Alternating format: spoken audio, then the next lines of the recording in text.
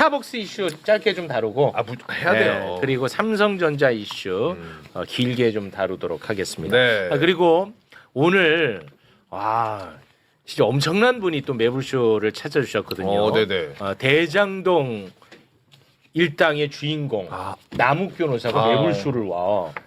나 내가 최근에 본 사람 중에 아직 못 봤지만 제일 신기할 것 같아. 저도 영상으로 항상. 너무 신기할 것 같아. 남욱을 와. 김만 뺀 나무. 뭔가 신기한 것 같아 나한테는. 기사로만 이렇게. 기사로 한 2만 번 봤거든. 욱대욱. 욱대욱 갑니다. 고맙습니다. 자, 오늘 경제계 이슈 저희와 함께 다루실 분들 두 분을 저희가 모셨는데요. 먼저 고란 선생님 박수로 모십니다. 네. 안녕하세요. 네. 선생님 소리 들으니까 몸둘바를 모르겠습니다. 오랜만에 감사합니다. 뵙겠습니다. 더라이브에서 네, 함께 안녕하세요. 했었는데요. 경제 전문 기자님. 네. 당시에 이제 그 비트코인 네, 맞아요. 투자자로 굉장히 유명했었는데 어느 날 오면은 굉장히 막 깡축깡축 뛰고 다니고 어느 날 죽을 맛으로 이렇게 오고 그래서 차트를 볼 필요가 없었어요. 이분 얼굴이 차트였어요. 얼굴 그때. 미터. 얼굴 미터. 그리고 최종 성적은 어떻게 됐습니까? 지금 현재 생업을 열심히 뛰고 있습니다. 네, 현금 채굴, 원화 채굴 열심히 하고 있습니다. 망했다고 봐야겠군요. 네. 네. 네, 참고로 저도 비트코인 한번 예전에 들어간 게 있는데 지금 마이너스 92%입니다. 근데 솔직히 말씀해 주세요. 네. 비트코인은 마이너스 92%가 나올 수가 없습니다. 왜요? 지금 가격이 떨어진 게 그 정도 하락률이 나올 수가 없거든요. 저는 그렇게 떨어져 있어요. 그럼 비트코인이 아니고 아마 다른 코인을 하셨을 거예요. 비트코인 말고 그 약간 다른 코인. 이름도 잘 몰라 얘는. 맞아요. 이름 몰라. 아무튼 그렇게 그 코인으로 슬퍼하는 분들은 다음에 김남국 후보 모시고 얘기 나누겠습니다. 네. 자, 그리고 파업 천재 저희가 또 어렵게 모셨습니다. 36년 파업 외길 인생. 맞아요. 그러니까 파업 천재잖아. 그리고 이분은 맨날 그 피켓을 들고 다니는 분이야. 이분은 바지는 안 입어도 피켓은 들고 다녀. 파업 천재 안진걸 소장님 박수로 모십니다. 정말 파업을 주도하신 노동자들의 생존권 권익을 파업을 주도한 분들에게 죄송한 파업 천재는 아니고 36년 91년부터 그러니까. 온갖 파업 투쟁 현장을 응원하고 맞습니다. 연대하고 지원하는 역할을 했는데 맞아요. 참으로 이번 파업에 대해서만큼은 그 얘기는 재고해달라는 그 호소를 얘기는 드려서 이따가. 논란의 중심에서 그렇습니다. 이거는 사실상 사건입니다. 모든 사람이 이번에 삼성전자 노동조합이 파업한다고 할 때 안진걸 스탠스가 궁금했던 거야. 안진걸. 근데 안진걸이 이걸 막아서고 나섰어. 막은 게 이거는 아니고 사건입니다. 여전히 노동 3권을 존중하고 파업의 네. 권리는 보장돼야 되지만 하지만 너무나 큰 후과가 있을 것 같으니 그러니까 오로지 파업 전에 해결해야 된다. 오늘이라도 지금 결렬됐잖아요. 방금 전에 결렬했는데 됐잖아요. 다시 오후에 다시 모이시라. 모여야 돼. 호소를 드리게 나왔습니다. 정 안 되면 내가 가겠다야. 내가 그런 거 협상은 또 내가 많이 해봤으니까 이분이랑 또 단병호 선생님, 권영길 선생님 지금 다 대기하고 있습니다. 네, 꼭 좀 부탁드리겠고 이따가 그 얘기 나누겠습니다. 네. 먼저 그 스타벅스 이야기 짧게 좀 한번 해보겠습니다. 네. 스타벅스가 대한민국을 모욕했어요. 대한민국의 현대사에 너무나 아픈 역사 5.18 그리고 박종철 고문치사 사건을 희화화하고 그거를 마케팅으로 활용을 했습니다. 이거는 정말 인간으로서 해서는 안 되는 짓이죠. 그동안에도 정용진이는 극우적인 역사관을 많이 보여왔어요. 하지만 단 한 번도 사과한 적 없잖아. 단 한 번도. 그런데 이번에는 웬일인지 사과를 했어요. 이를 두고 일각에서는 요거 정용진이가 진짜 미안하고 잘못했다고 생각해서 사과하는 거 아니다. 그리고 이렇게까지 왜 빨리 사과를 한다고? 역사관이라는 게 하루아침에 바뀌는 건 아니거든. 이건 말이 안 된다.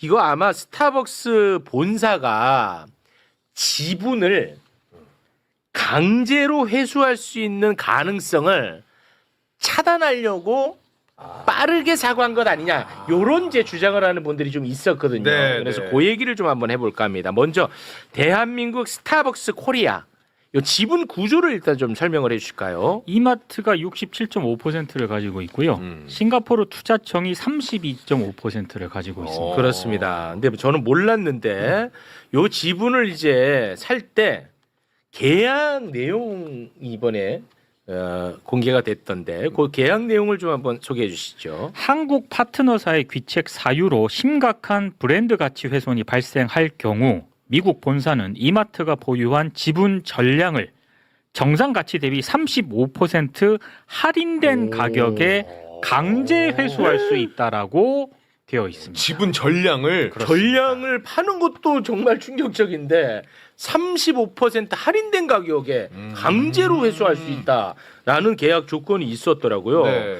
근데 여기에 대해서 신세계가 입장을 냈는데 그것까지만 소개해 주실까요? 네, 당사 귀책 사유에 따른 출점 계획 미달, 채무 불이행, 비밀 유지 위반 등 의무 불이행으로 라이선스 계약이 해지되는 경우에는 공정한 가치 평가 방법에 따른 가격에 35% 할인율 적용한 가격을 각각 적용하는 내용이 있다.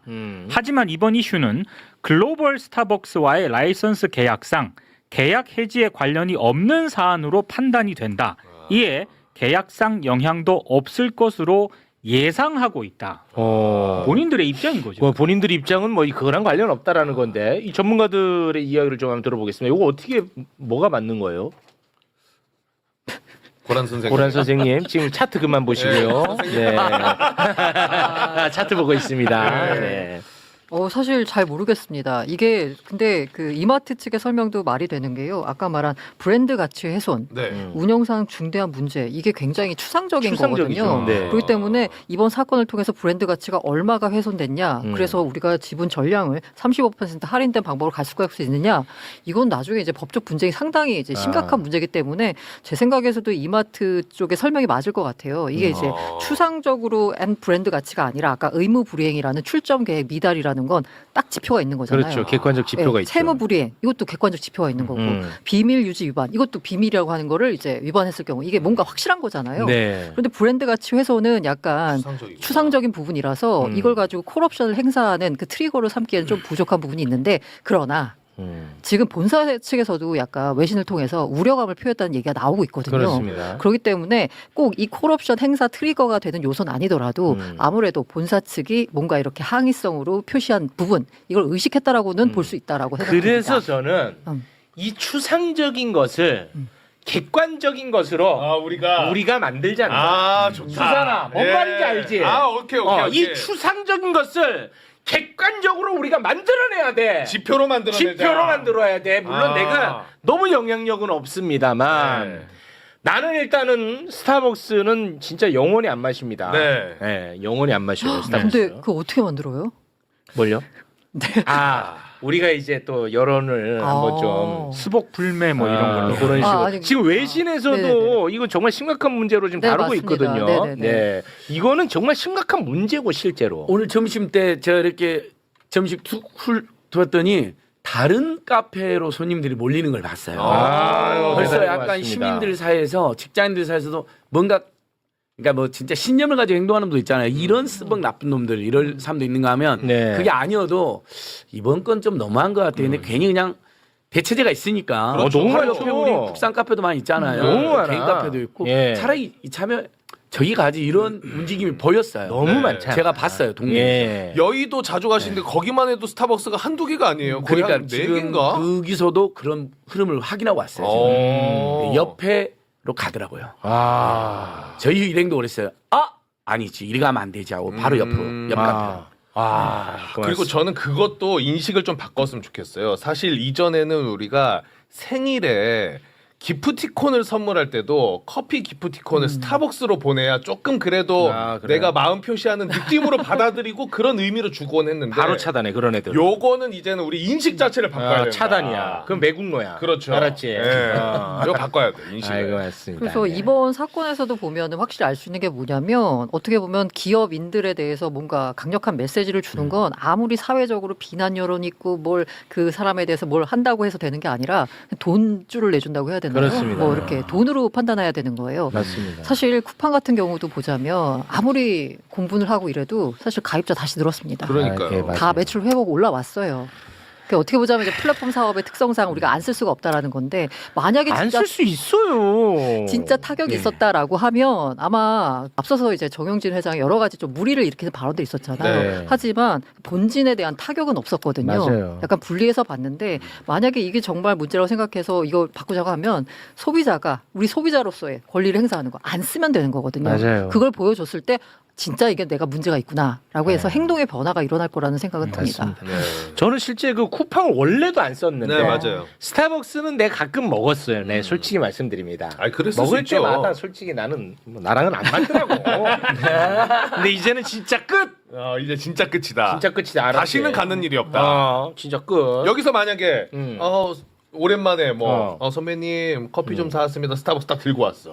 그러면 어떻게 할 거예요? 누구든 한번 예를 들어봐. 예를 들어서 뭐 여기 고관 대작들도 많이 오시잖아. 네. 아이고 그 매부셔들 고생 많으십니다. 예를 들어서 정청래 대표가 물론 뭐 항상 빈손으로 오지만 딱 온다. 그러면 바로 그냥 출입 금지. 그게 아니 그 사람 얼굴에 스타벅스 커피를 찌끄러버려야지. 고관 확 대작 찌끄러버려야지. 아니 그거는 폭력이죠. 아니 그러니까 이제 그런 마음으로 찌끄리면 네. 안 되고 그렇죠. 확 찌끄르는 흉내라도 내면서 흉내. 이러지 맙시다. 고맙습니다. 사실 우리가 김규리 스타- 배우가 사오면 어떻게 할 거예요? 되게 좋아하시는 김규리 배우님이. 그거는 마셔야지. 사온 거를. 그리고 네. 탈르겠지. 그렇지. 다음에는 다음에는 그 이디야에서 한잔 합시다. 네. 메가박스 아니 메가커피. 죄송합니다. 메가커피 메가커피. 어쨌든 이번 건 진짜 너무 심했다. 이거 예. 이대로 흘러가서는 안 되죠. 그렇습니다. 근데 이 심각한 브랜드 가치 훼손이라는 게 저희가 이제 여론조사 한번 해보겠습니다. 뭐냐면 이제 여론조사. 실제 우리 소비자로서 또 우리 한국 국민으로서 마음의 상처를 받았는지 여부, 그 다음에 불매 의사가 있는지 여부. 만약에 이게 개량화된다라고 하면은 미국 본사에서 얘기하는 심각한 브랜드 가치 훼손을 개량적으로 그렇지. 실제로 보여줄 수가 있는 건데 사실 우리가 스타벅스에서 커피를 마신다는 거는 문화를 마시는 거고. 우리가 어떤 가치를 마시는 거. 그러니까 이제 커피 가격이 다른 데보다 비싸잖아요. 문화야. 예. 그런데 이제 이런 식으로 우리가 생각하는 어떤 뭐 문화적 이념적인 수준을 깎아내리는 이런 발언으로 인해서 우리가 상처를 받고 또 불매의사가 분명히 있다라는 게 지표화된다라고 하면 미국 본사에서는 이걸 심각한 브랜드 가치훼손으로 받아들일 수 있는 거죠. 네. 그러네. 여론조사 지표도 있겠네요. 그렇습니다. 자, 그런데 이런 와중에 국민의힘 충북도당 이 스타벅스에 힘을 실어주는 글을 남겼어. 심지어 그 글 밑에다가 이번에 그 거제시장 후보로 나선 국민의힘 어떤 자가 네. 또 같은 힘을 실었는데요. 그거 한번 좀 소개해 줄 수 있을까요? 네, 국민의힘 충북도당 스레드 계정에요. 이런 글이 실렸습니다. 이것도 진짜- 내일 스벅 들렸다가 출근해야지 굿나잇 이렇게 이제 글을 올렸는데 여기에 방금 말씀해주신 국민의힘 거제시장 후보로 출마한 이번에 김선민 후보가 후보. 가서 샌드위치 먹어야 징 왜 이렇게 이러냐, 이제 얘네. 댓글을 달았고요. 거기에 또 충북도당이 내일 아침은 샌드위치당이라고 또 대댓글을 달았습니다. 근데 김선민이 뭐 내가 누군지 모르니까 어떤 사람인지 이렇게 찾아가지고 뭐 이력을 또 써야 될 거 아니겠습니까? 네. 근데 제가 쓴 거는 요렇게 써왔거든요. 예. 허위 이력 기재 혐의로 피고발돼가지고 이력을 나는 못 쓰겠더라고. 뭐가 진실인지 몰랐어. 아니 실제로 의원이 고발당했더라고. 그래서 요렇게만 표기를 한 겁니다. 자, 그러면 그 거제시장 지금 여론조사 한번 좀 보고 가죠. 거제시 여론 지표가 네. 있군요. 지금 15페이지에 요거는 봐야 돼. 네, 변광용 민주당 후보하고 국민의힘 김선민 아유, 후보의 이건 다행이다. 가상 대결이 있었는데 50.4 대 34.9로 한 15% 가량 16% 가까이 변 후보가 민주당 후보가 앞서는 것으로 나타났습니다. 이건 다행이네요. 근데 이번 이슈는 저는 진짜 더 분노했던 이유 중에 하나가 충북도당에서 이렇게 글을 올리고 지금 논란이 되니까 해명이라고 하면서 뭐라고 해명을 했냐면 이 글을 충북도당의 당직자인 청년위원이 적었는데 해명이 반어법적으로 표현하려다가 논란의 소지가 생긴 것 같다. 내가 이러면 더 열받는다고 했죠. 그리고 이 김선민 후보는 또 뭐라고 얘기를 했냐. 그 글은 계정 관리자가 쓴 거고 그 댓글 단 거는 그냥 일상적인 글로 생각해서 내가 댓글을 달았다. 그 사람이. 그러니까 이런 게 더 열받게 하는 거야, 사실은. 해명까지도 더 열받게. 그렇습니다. 아, 진짜 열받. 근데 와, 지금 정말 이 스타벅스가 이런 식으로 치고 나오니까 지금 또 막 일베스러운 애들 막 기어 나오고 있잖아요, 실제로. 그러니까 지금 이 탱크 텀블러를 든 전두환 사진까지 이를테면 이제 저런 식으로 온라인에서 이렇게 마치 이제 극우들의 성지가 지금 스타벅스가 되고 있는 그런 양상이에요. 아, 그래가지고 진짜 정말 이건 사실 심각한 범죄입니다. 네. 그래서 아예 그냥 뿌리까지 발본색원해가지고 박살을 내야 됩니다. 맞아요. 네. 그래서 이재명 대통령이 글을 또 하나 올렸어요. 네. 박종철 열사 고문치사 사건, 그로 시발된 6월 민주항쟁을 모욕하고 조롱하는 광고입니다. 제보받은 것인데 진짜인지 확인해 봐야겠습니다. 여러분도 함께 확인해 봐 주십시오. 사실이 아니길 바라지만 사실이라면 참으로 심각한 문제입니다. 돈이 막위라지만 사람의 탈을 쓰고 이럴 수가 있을까요? 라고 하면서 광고 사진을 올렸죠. 네. 바로 신사의 이거예요. 광고 예. 사진을 올렸습니다. 근데 저 광고는요.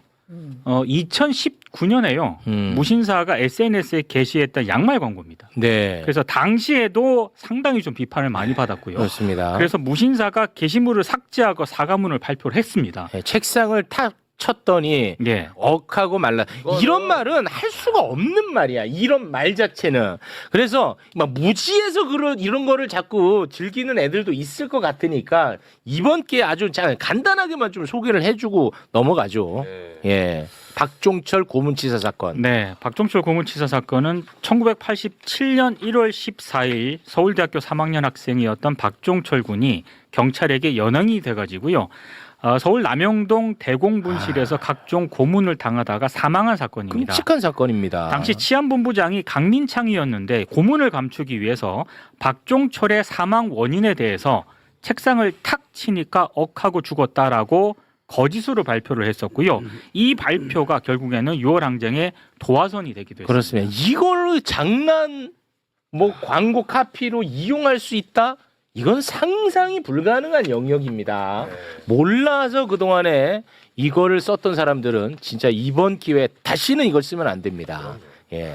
이 거의 범죄입니다. 그렇죠. 자, 법으로 좀 만들었으면 만들어야 좋겠어요. 돼. 아, 진짜로. 예, 그렇습니다. 예. 자, 우리 과거에 이 떡볶이 어떤 가맹점 대표가 예전에 문재인 정부하고 뭐 조국 전 장관 이렇게 조롱하고 뭐 이런 맞아. 있었다가 네. 사실 뭐 죄 없는 가맹점들이 많이 피해를 봤었어요. 맞아요. 그리고 당장 여의도에도 떡볶이집이 있었는데 없어졌습니다. 그러니까 네. 뭐 이런 일들이 생기면 당연히 그 가맹점에는 단기적으로 몰라도 장기적으로는 피해가 있을 수밖에 없고요. 물론 이제 스타벅스는 직영으로 합니다만 아무튼 많은 국민들 지금 민주당 지지층 한 절반 정도 되잖아요. 이분들이 안 가게 되면 직접적인 피해를 입을 수밖에 없는 아니, 거고. 안 가야 돼. 예, 본사에서는 당연히 이 브랜드 가치 훼손에 따라서 피해를 볼 수밖에 없는 거죠. 이건 심각하게 이제 받아들여야 될 문제인 것 같습니다. 이 마침 그 네. 5월 18일부터 고유가 지원금이 나오고 있는데요. 이건 프랜차이즈는 가맹점은 사용할 수 있는데 본사 직영은 사용할 수 없게 되어 있거든요. 그러니까 잘 됐어요. 이참에 우리 국민들이 뭐 민주 진보 지지층 뭐 50% 이재명 대통령 지지층 60% 70%만 아니라 헌법 지지층. 이건 우리 국민 아니 1.8을 북한을 일으킨 폭동이고 전두환 잘했다고 생각하는 사람이 얼마나 되겠습니까? 헌법 극소수인데 그 극소수의 입장으로 지금 스타벅스가 코리아 장난을 쳤는데 네. 온 국민이 안 가줌으로써 네. 탈팡은 조금 어려웠다 하더라도 탈벅은 해서 다시 이런 짓은 못하게. 하지. 무신사는 오늘 입장을 냈어요. 장문에 다시 한번 사과를 냈는데 네. 굉장히 정성껏 냈더라고요. 그다음에 네. 그 역사 왜곡이나 그런 극우극단주의 사고를 막기 위해서 계속 더 노력하고 있다 해서 그건 또 화제가 되고 있거든요. 네. 그러니까 그런 잘못이 한번 있었을 때 그걸 정말 바로잡기 위해서 갖고 노력을 하면 또 국민들이 평가를 하는데 스벅은 잘못을 그 정용절 유저로 수십 번 반복이기 때문에 그렇습니다. 사과를 해도 믿지는 않는 거죠. 네. 역사관이 어떻게 빨리 바뀝니까? 그 무신사 대표가요 그때 2019년에 이거 굉장히 많은 비판을 받고 네. 지금 박종철 기념사업회 회원으로 활동을 하고 있습니다. 아니 좋은 거네요. 그렇죠. 네. 예. 그렇게 진심으로 해야 되는 그렇죠. 거예요. 그래서 고유가 지원금 받으신 국민들께서는 어차피 스타벅스는 사용이 안 됩니다. 대기업 대형마트 사용 안 되잖아요. 그러니까 이참에 아예 습관을 바꿔버리는 거죠. 네, 알겠습니다. 최소한 저는 끝까지 잊지 않도록 하겠습니다. 네. 근데 워낙 다들 바쁘시니까 이게 참 쉽지가 않아요. 나의 불편을 감수해야 되니까. 심지어 그 내란을 옹호했던 아주 유명한 연예인 누군가 있어. 근데 알아요. 요새 뭐 나가면 박수 받고 막 그러더라고. 아직 그 다 잊었어. 맞아요. 쉽지가 않아. 다들 바쁘시니까. 우리 대표님과는 여기서 좀 인사를 나누겠습니다. 이택수 대표님 대단히 고맙습니다. 네. 네. 자, 지금부터는 정말 중요한 삼성 노조 파업 관련한 이야기를 나눠보도록 하겠습니다. 우린 대한민국 경제 성장률에 직접적인 영향을 끼치는 일입니다. 실제로 이번에 만약에 총파업이 된다면 대한민국 경제 성장률 0.5%가 하락한데 이거 엄청난 게 큰 사건이죠. 다들 크네. 그런데 마지막 협상이 결렬이 됐다고 중앙노동위원회가 발표를 했죠. 네, 중노위는 20일 삼성전자 노사에게 조정안을 제시를 했다. 조정안에 대해 노측은 수락을 했고 사측은 수락 여부에 대해 유보라고 말을 하면서 서명을 하지 않아서 2차 사후 조정은 불성립이 됐다라고 공식 발표했습니다. 그렇습니다. 그리고 삼성전자 사측도 관련해서 입장을 냈습니다. 네, 노조 요구를 그대로 수용할 경우 경영의 기본 원칙이 흔들릴 수 있다고 판단했으며 특히 성과급과 관련해 회사가 상당 부분을 수용했음에도 적자 사업부에까지 과도한 보상을 요구한 점을 받아들이기 어려웠다라고 밝혔습니다. 네, 이 상태로 간다면은 내일 이제 총파업으로 갈 수밖에 없는데요. 지금 현재 핵심 쟁점이 뭔지 우리 기자님이 좀 정리를 해주시면 좋겠습니다. 일단 그 노조 측에서 요구한 건 일단 영업이익의 15%. 일단 애초에 요구한 거예요. 상한을 없애고. 네, 상한 없애고 영업이익의 15%. 네. 근데 이게 과거에는 EVA 방식이라는 좀 불투명한 방식이었거든요. 그걸 이제 좀 투명화해서 영업이익 깔끔하잖아요. 그리고 재무제표 보면 다 나옵니다. 그 영업이익의 15%를 성과급 재원으로 하고 그리고 연봉의 50% 상한이 있는 걸 없애달라라는 거였고요. 요거를 이제 제도화, 명문화 시켜달라. 그러니까 앞으로 지속 가능하게. 네, 맞습니다. 이게 뭐냐면 이게 제도화에 대해서 굉장히 노조 측이 집착을 했다라고 볼 수 있는 게 뭐냐면 이거는 사측에 대한 신뢰가 없다는 얘기예요. 왜냐하면 언제 또 말을 바꿀지 모르기 때문에 우리가 이거 아예 제도화를 하겠다라고 이제 사측에서 이제 요구를 했던 거고요. 노조 측이 요구했던 거고요. 이제 사측은 일단 영업이익에 대해서는 영업이익 아니고 우리는 EVA 방식을 이제 고집하겠다라고 했는데 이게 이제 점점 이제 뒤로 밀려나가지고 이제 영업이익으로 이제 사측도 이제 넘어갔다라고 볼 수 있어요. 네네네. 네, 그리고 상한 폐지 관련돼서도 이제 정확하게 중노위안이 뭐였는지 그리고 그 부분에 있어서 동의했다는 부분에 있어서 정확하게 나오진 않았는데 네. 지금 나오는 얘기를 종합해 보면 네. 그 상한 폐지에 대해서도 사측이 약간 동의를 한 것 같아요. 다만 이 제도화에 관련돼 있어서는 일종의 이제 유연한 제도화라고 볼 수 있는데 영구적으로 아예 하는 건 아니고 이게 이제 숫자도 좀 달라지는데 3년 혹은 이제 5년 얘기도 나오고 있거든요. 일단 네. 한번 해보자. 3년이나 5년 동안 이제 한번 해보고 그리고 나서 또 그 다음에 얘기를 하자라는 식으로 조금 이제 또 어느 정도 이제 좀 합의가 이루어진 것 같습니다. 근데 이번에 사측이 중노위 안에 대해서 거부를 한 결정적인 부분은 뭐냐면 뭐예요? 이게 성과급이잖아요. 네. 성과가 있으면 줘야 되는 거죠. 그렇죠. 네. 그래서 지금 현재 어쨌든 이번 파업이 뭐냐면 반도체 부문 쪽에서 성과가 나오고 있고 사실 비반도체 부문은 성과가 잘 안 나오잖아요. 그래서 성과가 나오는 반도체 부문은 아마 상당히 많은 성과급을 받을 거예요. 네. 상한까지가 폐지가 됐으니까 뭐 예상 영업이익 감안하면 뭐 1인당 6억 얘기가 이제 여기서 나오는 거고요. 네. 1인당 6억 네. 올해에 한해서. 그런데 이제 여기서 핵심이 뭐냐면 성과가 있는 곳에 보상이잖아요. 네. 그런데 이게 우리는 DX, DS 그러니까 반도체 DS 그다음 그 외 DX만 생각하는데 반도체 안에도 메모리 사업부가 있고요. 시스템 사업부가 있습니다. 파운드리 뭐 이런 식으로 이제 사업부가 나눠져 있어요. 네네. 그런데 메모리는 돈을 엄청 벌고 있거든요. 반도체 안에서도. 네. 근데 파운드리는 적자예요. 네. 그 파운드리 같은 경우에는 우리가 흔히 말하는데 TSMC라는 곳이 지금 전 세계 물량의 한 70%를 갖고 있거든요. 네. 삼성전자가 이거 해보겠다고 막 열심히 하고 있는데 여전히 지금 점유율 측면에서 보자면 20%에도 못 미치는 점유율을 갖고 있어요. 그런데 여기가 어쨌든 투자를 위해서 돈을 계속 쏟아부어야 되는 거고 그러니까 메모리는 압도적인 1등인데 지금 파운드리 부분에 있어서 후발주자로 막 쫓아가려고 하다 보니까 돈은 상대적으로 못 벌고 심지어 이제 계속 적자가 나고 있어요. 네. 투자는 더 해야 되고 또. 맞아요. 그런데 지금 현재 노조 측이 요구하는 건 노조 뭐냐면 뭐예요? 아까 부문이라는 말씀을 드렸잖아요. 네, 부문. DS 부문, 이 부문 전체, 반도체 부문 전체에다가 어. 성과급을 달라라는 거예요. 아, 반도체 부문 전체 다 1인당 6억씩 좀 줘라. 그건 아니고 정확히 보자면 아까 영업이익의 15%, 요 15%도 약간 좀 협의가 이루어져서 뭐 12%로 하고 나머지 분 주식 보상 요거 이제 숫자는 이제 정확하지 않지만 아무튼 네. 요구한 대로 보자면 이 성과급 재원에 노조 측이 요구하는 건 일단 이 반도체 부문 전체에다가 4 그리고 사업부에다가 6 이게 중노위 아니었어요.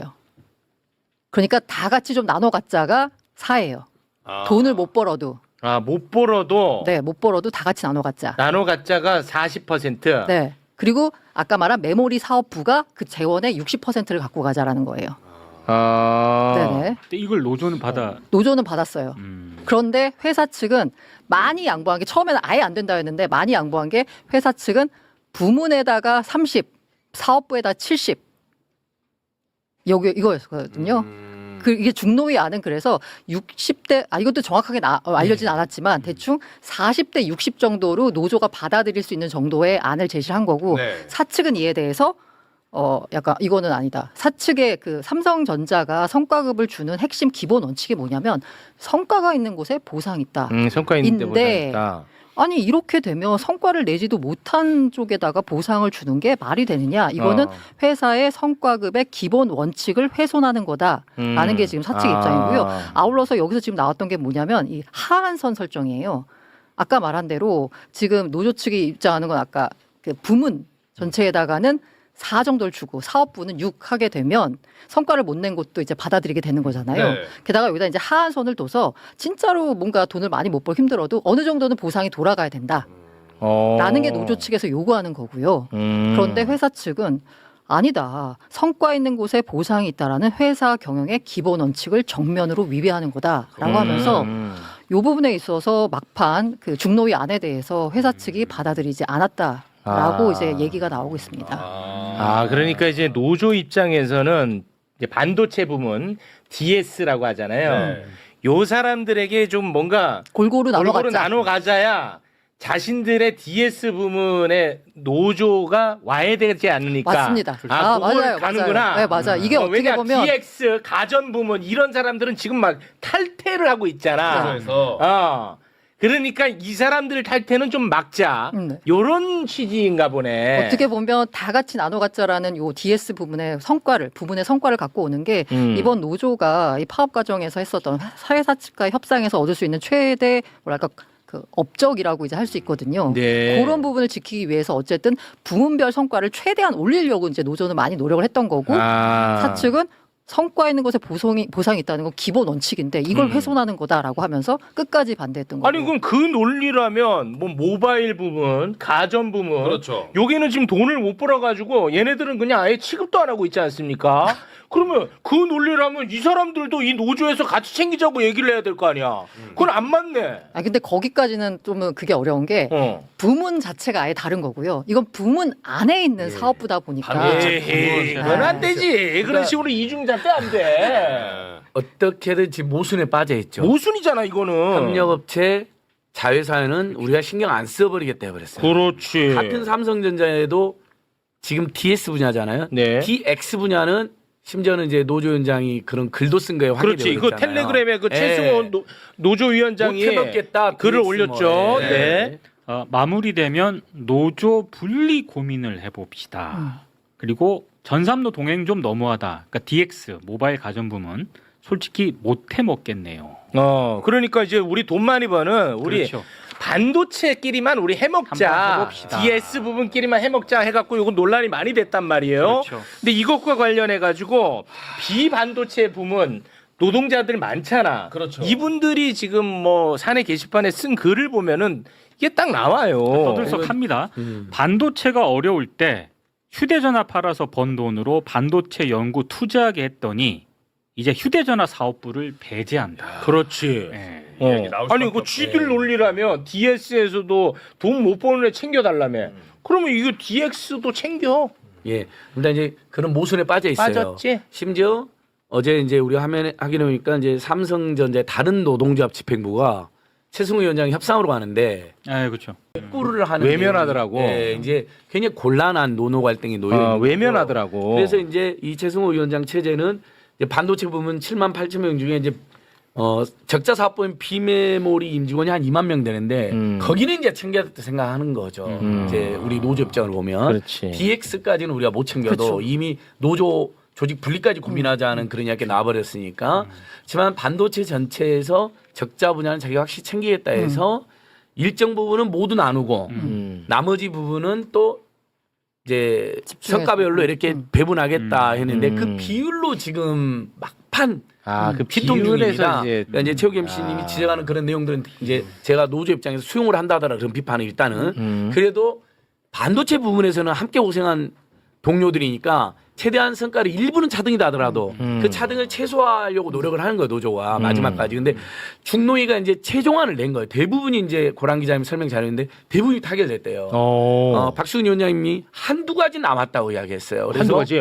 그리고 엄청 돌았어요. 찌라시라고 하죠. 받은 글 도는 거래 증권가에서도 거의 타결됐다. 타결된다. 뭐 이렇게 돌았어요. 진짜로. 네네네네. 어젯밤 오늘 아침까지도. 네. 근데 최종적으로 노조는 받아들였어요. 중노위안을. 그래서 이런 면에서는 또 노조도 상당히 이제 유연하게 중노위안을 마지막으로는 파업까지는 가지 않아 했다는 생각으로 받아들인 건 박수를 쳐줘야 됩니다. 네, 알겠습니다. 지금 많은 애청자들 댓글 보면 죄송합니다. 아니요 욱쌤뿐만 아니라 많은 사실 대다수 국민들이 지금 걱정하고 비판하고 있으니까 정서는 그래요. 맞아요. 근데 네, 죄송합니다. 노조는 중노위 수용안을 받아들였다 마지막은. 노조가 네, 자기 주장보다 조금 덜한 입장이었는데 근데 회사가 마지막에 아니 적자 사업부까지 이렇게 챙겨라는 거냐. 이렇게 되면 적자 사업부들도 억대 성과금을 주게 되는 거예요. 비율까지 마지막으로는 지금 결정이 안 났는데 저도 여기 오기 전에 여기저기 전화를 해갖고 취재를 했거든요. 네네. 그게 억대예요. 예, 근데 이제 어쨌든 억대인 거예요. 뭐 6억까지는 아니죠. 당연히. 억대도 어마어마한 거죠. 아니 적자인데 그래도- 억대잖아. 그렇죠. 이거는 우리 정서상 받아들이기 국민 정서상 어려워. 어려운데 이제 반도체 분야에서 함께 고생했던 동료 노조원들은 연대의 취지로 챙긴 거예요. 다른 노조원들이나 노동자 안 챙겨서 지적을 받기는 하지만 최종적으로 그리고 중노위가 근데 그 비율을 조절한 거죠. 성과 차등 성과를 상당히 준 거죠. 네. 무조건 다 같이 많이 주는 게 아니라 노조는 자기들이 주장했던 거다고 틀렸지만 그걸 받아들였어요. 근데 사측이 마지막에 했지 뭐냐면 그래도 그게 억대 성과를 적자 사업부에 주는 건데 이것만은 안 된다고 지금 발표가 됐어요. 이건 우리뿐만 아니라 다른 회사들도 못 받아들인다. 거기에다가 이제 이재명 대통령께서도 아니 이건 좀 과한 거 아니냐. 마지막까지 어쨌든 노측의 요구가 과다 이런 상태인데 이렇게 되면 내일 아침 파업 돌입하는 거거든요. 근데 말씀드리는 순간 네. 지금 속보가 네. 들어왔는데요. 속보를 좀 전해 주실까요? 지금 삼성전자 노사가 오후 4시에 교섭을 재개한다. 그런데 지금 30분 뒤네요. 김영훈 노동부 장관이 직접 중재에 나선답니다. 네. 아니 김영훈 노동부 장관은 그 파업 천재거든요. 또 파업 천재. 그분은 파업 지도부를 여러 번 했고 저는 그분이 연대했고. 파업할 때 김용훈을 응원한다 그렇지. 응원한다는 입장인데 제가 지금 여기 고란 기자님 제가 메모해놨잖아요. 김용훈. 김영훈. 제가 왜 이 메모를 했냐면 마지막 카드가 남았다고 제가 지금 말하려고 김영훈 했던 4시 거예요. 투입됩니다. 박수상 기자님 제 속보를 가로챘어요. 저는 속보를 안 보고도 어떻게 써놨냐면 김용훈. 마지막 카드는 김용훈이라 써놓은 거예요. 뭐냐면 매불쇼 방송 도중이나 끝날 때쯤에 김용훈 장관이 나서서 3차 사후 조정을 시도할 거다. 왜냐면 한두 개 남았거든요. 박수근 위원장마저도 긴급 조정은 바람직하지 않기 때문에 그렇지. 한 번 더 시도하자고 제안했는데 네. 모든 일정을 취소한 거예요. 우리 김영훈 장관이. 그렇습니다. 이분은 민주노총 위원장 출신입니다. 네. 철도노조 파업을 몇 번 이끈 분이에요. 파업 천재. 네. 그러니까 이분이 나서면 노조도 다시 한번 응할 거고 네. 사측도 김영훈 장관이 공부도 많이 하고 굉장히 유연하잖아요. 네. 성실하고 그러니까 파업 사측도 천재니까. 한번 응할 거라고 실제로 생각했어요. 김영훈 장관 같은 경우는 이제 파업계 손흥민으로 불렸고 우리 안진걸은 파업계 서포터즈. 이렇게 보시면 쉽게 맞습니다. 이해가 될 겁니다. 네. 근데 이제 손흥민이 이제 들어가니까 서포터즈로서는 또 제가 저 선배된 입장에서 알잖아 서로가 네. 조금 주고받고 그렇죠. 예. 그러니까 마지막 거의 지금 박수민 위원장이 또 계속 입장에 나오는데 거의 마지막이라고 거의 다 지금 왔다 이거죠. 거의 다 왔다 이거예요. 이거 합으로 가면 안 돼. 결국 이제 뭐 비율 조정이 있는 거잖아요. 네. 그러니까 차등 성과를 어느 정도 올 거냐인데 노동자 입장에서는 적자 사포도 최대한 챙겨주려고 그러는 거잖아요. 지금 똑같이는 아니어도 사측은 그것만 안 된다 했는데 그 안 돼. 비율을 사측이 요구하는 것을 일부 받아들이고 노동조합의 요구도 일부 수용되고 이렇게 극적인 타결이 돼야 된다. 네. 돼야 되고 아니 근데 세상에 무슨 이렇게 그 노동 운동이 어떠한 그 연대도 하지 않고 그 이기적인 그 이기심만 세상에 이게 보인단 말이에요.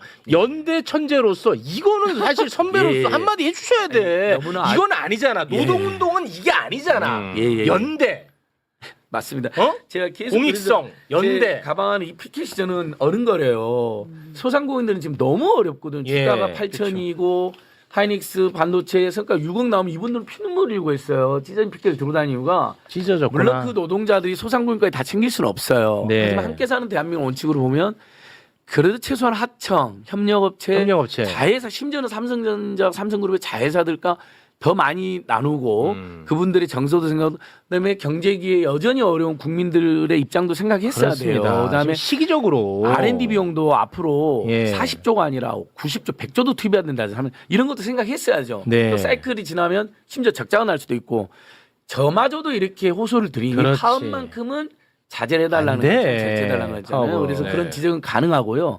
다만 어쨌든 노동조합이 헌법과 합법적인 범위에서 노동 3권을 행사하는 문제였기 때문에 네, 그건 맞죠. 굉장히 어려운 이슈였던 거죠. 그걸 어려운 또 이슈죠. 지지하는 국민이나 노동계도 많이 있어요. 어쨌든 엄청나게 피땀 흘려서 네. 그동안 삼성그룹이 오너리스크도 있었고 문호조로 강요도 당하고 굉장히 많은 고통도 받았고 또 사측이 얼마 전에 부사장님 보니까 막 영업이 규모를 너무 고의적으로 축소하다 걸렸잖아요. 불필요하게. 한 3,400조 되는 걸 막 200조 막 이러니까 네. 당연히 불신이 쌓였던 거예요. 노조 입장에서. 아니 근데 고란 기자님, 네. 저 또 파업천지님이 말씀하시는 게 제 귀에 딱 걸려가지고 한번 네네네네. 여쭤보는 건데, 요거는 사실관계를 한번 좀 체크하고 싶은데, 노동자들의 피와 땀 노동으로 노동이 1일 때 예를 들어 영업이익이 1인데 이분들이 2로 피와 땀을 흘렸어. 그래서 영업이익이 2가 됐다. 그러면 아마 이번 파업이 어느 정도 또 동의를 받았을 거예요. 그런 차원은 또 아니잖아요. 요거 좀 얘기해 줘봐요. 예. 왜냐하면 파업 천재 얘기하는데 내 귀에 딱 거슬리더라고. 예, 아니, 우리 저 사실 기자님, 예. 요거는. 이게 아까 반도체 라인에서 일하는 사람이 성과급을 그렇게 많이 받아간다고 약간 이게 정서적으로 안 다가오잖아요. 그런데 왜 뉴스 보시면 증권사 지점장이 아니면 PB가 10억을 받았대. 이런 뉴스 많이 보시죠. 네. 몇백억대. 그 왜냐하면 그 사람이 잘해서 받은 거거든요. 아. 그 사람이 고객들 많이 유치하고 많이 유치해서. 자금 유치하고 그래서 그만큼 성과에 해당하는 돈을 주는 거라서 가끔 이제 증권사가 같은 경우가 가장 성과급 체계가 가장 발달했다라고 볼 수 있을까요? 왜냐하면 딱 나오거든요. 이 사람이 도대체 얼마의 거래를 일으켜서 수수료를 발생시켰는지 얼마의 자금을 끌어와서 우리 회사에 얼마를 기여했는지가 딱 나와요. 네. 그런데 사실 이게 그냥 돌아가는 제조업 공장에서는 노동자가 열심히 일한다고 해서 영업이익이 올라가는 구조가 아니거든요. 특히 반도체 같은 경우에는 노동의 기여보다는 자본의 기여도가 더 큰 산업입니다. 그러니까 매년 수십조씩 투자를 하는 이유가 뭐냐면 계속적인 자본 투자가 이루어져야지 반도체 산업이 계속 굴러갈 수 있는 구조거든요. 이 대표적으로 반도체가 대표적인 이제 사이클 산업인데 이게 사이클 산업에 사이클이 안 좋아서 회사가 적자를 냈어요. 그러면 그 적자가 낸 해에 노동자가 일을 열심히 안 했냐? 아니에요. 똑같이 일했어요. 근데 이번처럼 막 엄청나게 많은 흑자를 벌었어. 노동자가 2배로 열심히 일해서 이렇게 돈을 벌었냐? 그거 아니에요. 이렇게 사이클 타는 어떻게 자본의 기여도가 더 높은 산업의 특성상 지금 노조가 요구하는 성과급이 지금 일반인들의 시선에서 봤을 때도 과도한 거 아니야라는 이제 생각이 나올 수밖에 없는 거고요. 그리고 앞서 약간 좀 얘기하자면 DX, DS 부분에서 왜 노조가 거기 DX 안 챙기냐 뭐 이런 말씀하셨잖아요. 네. 근데 어떻게 보자면 지금 삼성전자 안에서 DX, DS는 그냥 다른 회사 정도로 생각하시면 될 것 같고요. 네. 그러니까 DX에서 DS로 이게 넘어가는 거 자체가 거의 어렵다라고 볼 수 있고 다만 DS라는 부문 안에서는 사업부 간의 이동은 좀 어느 정도 있다라고도 볼 수 있어요. 그래요? 네. 그러니까 여기는 완전 다른 회사 DX, DS는. 그런데 그 사업부 같은 경우에는 좀 같은 회사인데 좀 약간 부서가 다른 약간 요런 느낌이거든요. 그래서 삼성 DS에서 나오셨어요? DX가 들으면 속상하겠네. 아니, 왜냐면 그래서- 그들이 번 돈으로 맞아요. 이걸 개발하지 근데 않았냐. 지금 DX 부분에 있어서 약간 그런 소외감이 이렇게 나오는 이유가 뭐냐고 하면 사실 그 2023년에 반도체 사이클이 바닥을 찍었거든요. 그때 인텔에서 3만 명을 해고했어요. 그런데 삼성전자는 해고를 안 했거든요. 그랬어요. 어떻게 끌고 갔냐? 회사 전체가 어쨌든 이 반도체는 적자가 나오지만 회사 전체로는 어쨌든 여기서 벌어가지고 이제 메꿨거든요. 그러니까 이거 사업을 계속 끌고 갈 수 있었던 구조예요. 그렇죠. 그러니까 DX 입장에서는 억울할 수밖에 없죠. 그렇지. 자기들이 잘 벌 때에는 상한 있었거든요. 상한 있었어요. 그리고 그 산정 방식도 영업이익의 몇 %가 아니라 EVA 방식 써가지고 이제 본인들은 이제 받았는데 지금은 별로 사실 핸드폰도 잘 안 팔리고 좀 많이 못 벌잖아요. 근데 여기서는 역대급이 나왔는데 얘네는 이걸 다 챙겨가겠대. 라고 하는 입장이고 그간 우리가 어떻게 보자면 희생을 해가지고 얘네를 계속 얘네의 고용을 그렇지. 유지시켰던 측면이 있는데 네. 라고 해서 노조다 측에서는 불만이 나올 수밖에 없고요. 직원들 입장에서는. 그리고 사측 입장에서 아까 성과가 있는 것에 보상이 있다라고 했기 때문에 그 원칙을 지켜가려고 하다 보니까 야, 적자를 내는데 어떻게 성과급을 주냐라는 이제 논리가 이제 나오는 거고요. 그래도 뭐 또 고용노동부 장관이 투입이 되니까 좀 예. 기대를 해보겠습니다. 네. 그 전까지는 뭐 너무 또 제가 사측이라든지 노조를 양쪽 다 예. 비판을 좀 삼가겠습니다. 그러니까 국민 지금 거의 이제 절대 다수가 노동조합과 노동운동은 존중한다 하더라도 네. 이번 삼성전자 초기업 노조는 정말 별로다 이런 정서예요. 정서야. 심지어 진보 개혁 중도 성향의 유튜브도 제가 분석해 보면 거의 전부가 비판적이거든요. 네. 그걸 삼성전자 초기업 노조는 정말 무겁게 받아들여야 됩니다. 네. 거기다가 팝까지 하게 되면 어떻게 되겠어요? 그러니까 제가 노동 팝까지. 삼권과 노동조합을 너무 사랑 응원하고 연대해 왔지만 그렇지. 이번만큼은 마지막까지 팝 전에 타결을 했으면 좋겠다 호소를 드렸고 네. 그래서 삼성전자 초기업 노조도 그래도 우리 애청자들께 존중해야 될 부분은 많이 양보했어요. 물론 그것마저도 너무 과다하다고 생각하는 분이 있겠지만 알겠습니다. 노력을 했다 네. 타결을 해서 네. 그래서 만약에 이거 네. 파업으로 가잖아? 그럼 다른 대한민국의 노조가 다 악마화된다고. 네, 저는 그게 이게 제일 그래, 걱정이 왜냐면 돼요. 중요해. 맞습니다. 이 선도적 역할을 해야 된다라는 책임감을 가져야 돼. 그리고 거기에다가 이번에는 굉장히 중요한 쟁점인 게 어떤 다른 산업이라든지 다른 노동자들이 매우 힘든 상태에서 국가의 엄청난 지원 그다음에 국민들 응원 네. 또 500만 주주가 결합해가지고 자본을 만들어주고 기업을 투자하고 이렇게 성과가 났을 때 네. 그걸 고란 기자님 말씀하신 것처럼 아무리 피땀 흘려 일해서 많은 성과를 낸 분이다 하더라도 그것을 본인들 위주로만 너무 많이 가져오려 한 것은 안 된다라는 지금 사회적 합의가 지금 형성되는 과정이 있는 거예요. 알겠습니다. 연합의식을 지적하잖아요. 네. 그러니까 삼성 노조가 이번에 여기서 마무리 잘 타협해야 된다. 네. 다 가져가려면 안 된다. 알겠습니다. 네. 저 하나 네. 하고 싶은데 지금 삼성전자의 노조가 5개가 있거든요. 와, 그 중에 이제 지금 초기업 노조가 과반 노조라서 교섭 대표권을 가지고 이제 하는 건데요. 아까 계속 이제 연대를 말씀하셨는데 네. 이 초기업 노조는 애초에 출발 자체가 조금 연대랑은 좀 거리가 먼 게 네. 뭐냐면 전삼노라고 하는 노조는 한국노총 금속노련 산하에 있어요. 그런데 초기업 노조는 야 우리는 그런 거 다 싫어. 싫어. 그냥 우리는 네. 우리의 임금과 복지에만 집중해서 음. 얘기할 거야라고 해서 출범한 노조가 바로 초기업 노조입니다. 초기업 노조야. 네. 근데 세상이 어떻게 그렇게 굴러가냐? 초기업들아. 너네만 잘나가지고 너네가 지금 반도체 만드냐? 대한민국 인프라를 통해서 만들고 있는 거잖아. 고란 기자한테 아니 예. 초기업 노조한테 하는 거야. 예, 예, 예. 아. 근데 그러니까. 그래서 초기업 노조가 출발할 땐 전삼노보다 숫자가 적었는데 네. 아까 말씀드린 대로 하이닉스가 이렇게 성과가 받는 거 봤거든요. 네. 그 7만여 명의 이 반도체 부문 쪽에 이제 분들이 야 우리도 그런 거 받아보자라고 하면서 급격하게 가입을 했어요. 그래서 과반 노조가 됐습니다. 그렇습니다. 이 그러니까- 초기업 너네는 어디 섬에 사는 거 아니잖아. 그게 이제 정서적으로 받아들여지지가 않는 거예요. 네. 그것이 맞아요. 저도 맞지 마지막으로 너도. 네. 그러니까 그래도 이제 초기업 마지막으로 저는 호소드리고 싶은 게 절대 파업으로 안 가고 오늘 오후에 타결이 된다. 타결되면 호소드리고 제가 다 사과합니다. 다만 우리 애청자 국민들께서 그래도 노동운동과 노동조합의 그동안 역사적으로 자본주의 사회에서 맞습니다. 약자들과 네. 노동자 서민을 지켜온 역할을 우리가 노동 부정해서는 안 가입률이 되고 너무 낮아 네. 대한민국은. 혐오를 해서는 안 된다. 노조 악마하는 네. 것들을 하고 나는 끝까지 싸울 겁니다. 그리고 기존 노조는 딱지도 네. 함부로 붙이지 말자. 그렇습니다. 다만 그 과도한 요구나 사회적 연대 또는 정말 더 가난한 노동자들을 챙기지 않는 건 저 신랄의 비판에도 그 사람들도 할 말이 없을 정도다. 네. 그런 이제 선상에 놓여 있는 거죠. 저희가. 알겠습니다. 그래도. 지금 그 남욱 변호사가 예. 지금 중요한 분이죠. 예, 우리가 또 예. 검찰보다 더한다 뭐 이런 지금 표정입니다. 예, 니들이 지금 더하는 것 같다. 어떻게 이렇게까지 빨리 안 끝내냐. 눈치가 많이 보입니다. 아, 눈치 많이 보입니다. 예. 두 분과는 아이고. 여기서 인사를 나누겠습니다. 네. 두 분 대단히 고맙습니다. 고맙습니다. 예, 감사합니다.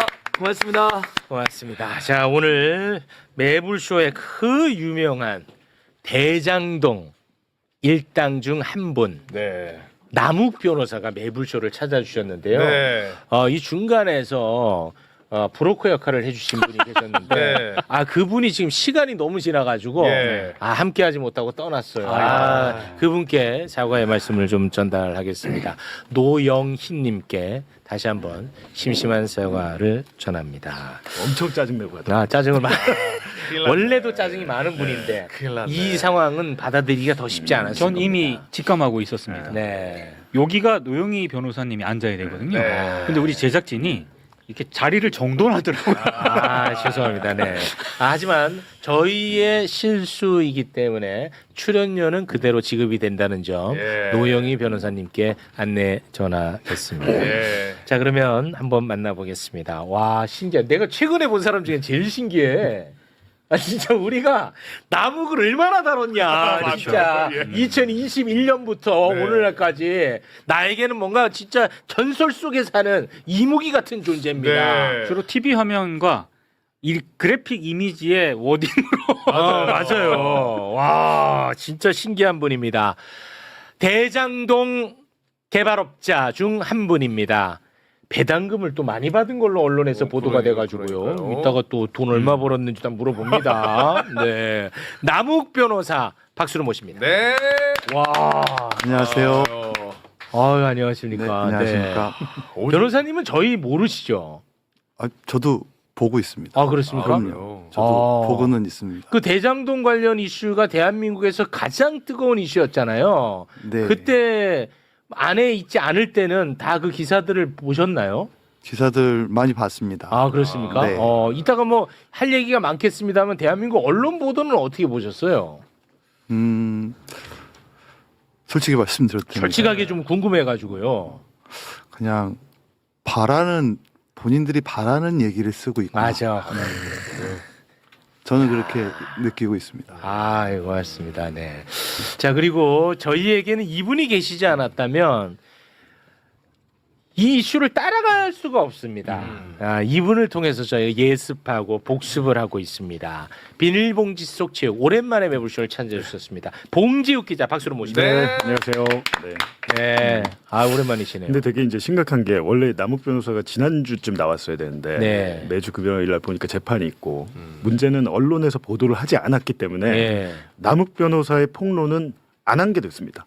국민들 입장에서는 혼자 폭로를 열심히 했는데 그 오마이에서 네. 딱 하나 나오는 것 같던데 보니까. 오마이뉴스 김종훈 기자 김종훈 기자. 혼자 썼어요. 네, 김종훈 혼자 단독이라고 붙이고 혼자 썼으니까 단독이죠. 가슴 아프다. 혼자 썼으니까 단독이죠. 대한민국을 완전히 뒤흔들었던 사건이거든. 그런데 그 언론들 입맛에 안 맞는 내용이 나와버리니까 아무도 안 써버려. 대단하다. 와, 대단해 진짜. 이렇게 외면하기도. 이 자체가 진짜 뉴스거리야. 그러네요. 사실은. 아니 그거는 진짜 언론학자들이 생각이 있다면 이거를 좀 분석을 해봐야 될 것 같습니다. 분석할 필요 왜 있어. 이런지를 모르겠어요, 저도. 아. 근데 이제 저희 시청자분들 댓글을 보면 언론과 검찰이 공범이었기 때문에 그런 거 아니냐. 뭐 이런 그렇진 말이 않아. 좀 와닿더라고요. 아니 그러니까 그것도 맞는데 사실 이 건과 관련해 가지고 봉지욱 뉴스타파 등과 함께 같이 혼났던 언론사들도 존재하잖아. 네. 근데 왜 그러냐면 저희랑 수사를 같이 받았고 윤석열 주임검사가 뭐 대장동 브로커 봐주기 의혹을 최초 보도한 게 경향신문이었고 근데 거기 기자들은 나중에 기소가 안 됐어요. 네, 저희 기소되고도 수사를 계속했는데 경향신문은 이제 기소를 안 했는데 기소를 안 하니까 그때 난리를 치더라고.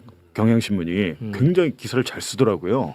안 쓰다가 이렇게 뒤늦게 이렇게 할까라고 그랬는데 문제는 지금 경향 한겨레도 안 쓴다는 거죠. 예를 들면 이제 같이 석방이 됐잖아요. 한 2주 전에 유동규, 뭐 남욱, 김만배 동시 석방이 됐어요. 네. 근데 유동규의 얘기만 쓰더라고요 언론이. 와. 유동규의 발언만. 네. 그리고 또 쓰는 건 있어. 공소 취소하지 마라. 네. 와, 나는 진짜 이해하기 어려워. 나 정말 괴로운 사람입니다. 이 현상에 대해서. 근데 확실히 조선일보가 잘합니다. 프레임을 잡고 가는 게 그래? 공소 취소 특검이란 워딩 자체를 딱 만들어 가지고 특검 자체를 아예 시작부터 무력화하려고 하는 그런 딱 프레임을 잡고 가는 걸 보면 조선일보가 진짜 탁월해요. 제가 볼 때는. 우리도 좀 탁월해지자. 네, 그럼요. 예. 근데 마침 체육 나무 봉지욱이네. 체육 나무 봉지욱. 최강욱까지만 있었으면 딱 좋았는데. 괜찮네 그림이. 최강욱 그 전 의원을 본 적 없어요 옛날에? 본 적 없습니다. 최강욱 전 의원이 지금 사는 집이 대장동 대출브로커 조우영 씨가 시행한 같이 살았어. 네. 같은 동네. 네. 이웃 사촌이었더라고요. 그러니까요. 맞아요. 이웃 사촌. 그때 그 몰랐습니다. 용인의 발트하우스 거기 발트하우스. 그건 아시죠? 그건 네. 알고 있습니다. 그 조우영이 네. 그때 그 변호사 선임하고 할 때 박영수 맞아요. 그때 이제 뭐 동네에서 만났대요. 그래서 그 저 박영수 내가 좀 선임하려고 하는데 이건 뭐 도움이 될까요? 맞아요. 막 이러고 물어보고 그랬대요. 그것도 처음 듣는 얘기. 네. 몰랐습니다. 재밌죠? 네. 대장동 얘기. 그래서 나무 변호사. 모르시는 얘기들이 90%는 되실 텐데. 그러니까요. 그래서 진짜 할 얘기가 너무 많고 네. 너무 궁금한데 네. 우리 일단 첫째 남욱 변호사님이 오늘 출연한 이유가 뭐예요? 그냥 한번 나와보고 싶었습니다. 꼭 여기는. 네. 그러니까 뭐 예를 들어서 진실을 알리고 싶다든지 아니면 나의 억울함을 풀고 싶다든지 뭐 어떤 그런 이유는 존재할 수 있잖아요. 억울함을 풀고 싶다는 뭐 그런 건 아니고요. 네. 그냥 2022년도에 수사를 받고 이제 그 처음에 이 사건이 터졌을 때도 어마어마한 기사가 쏟아졌고 그렇죠.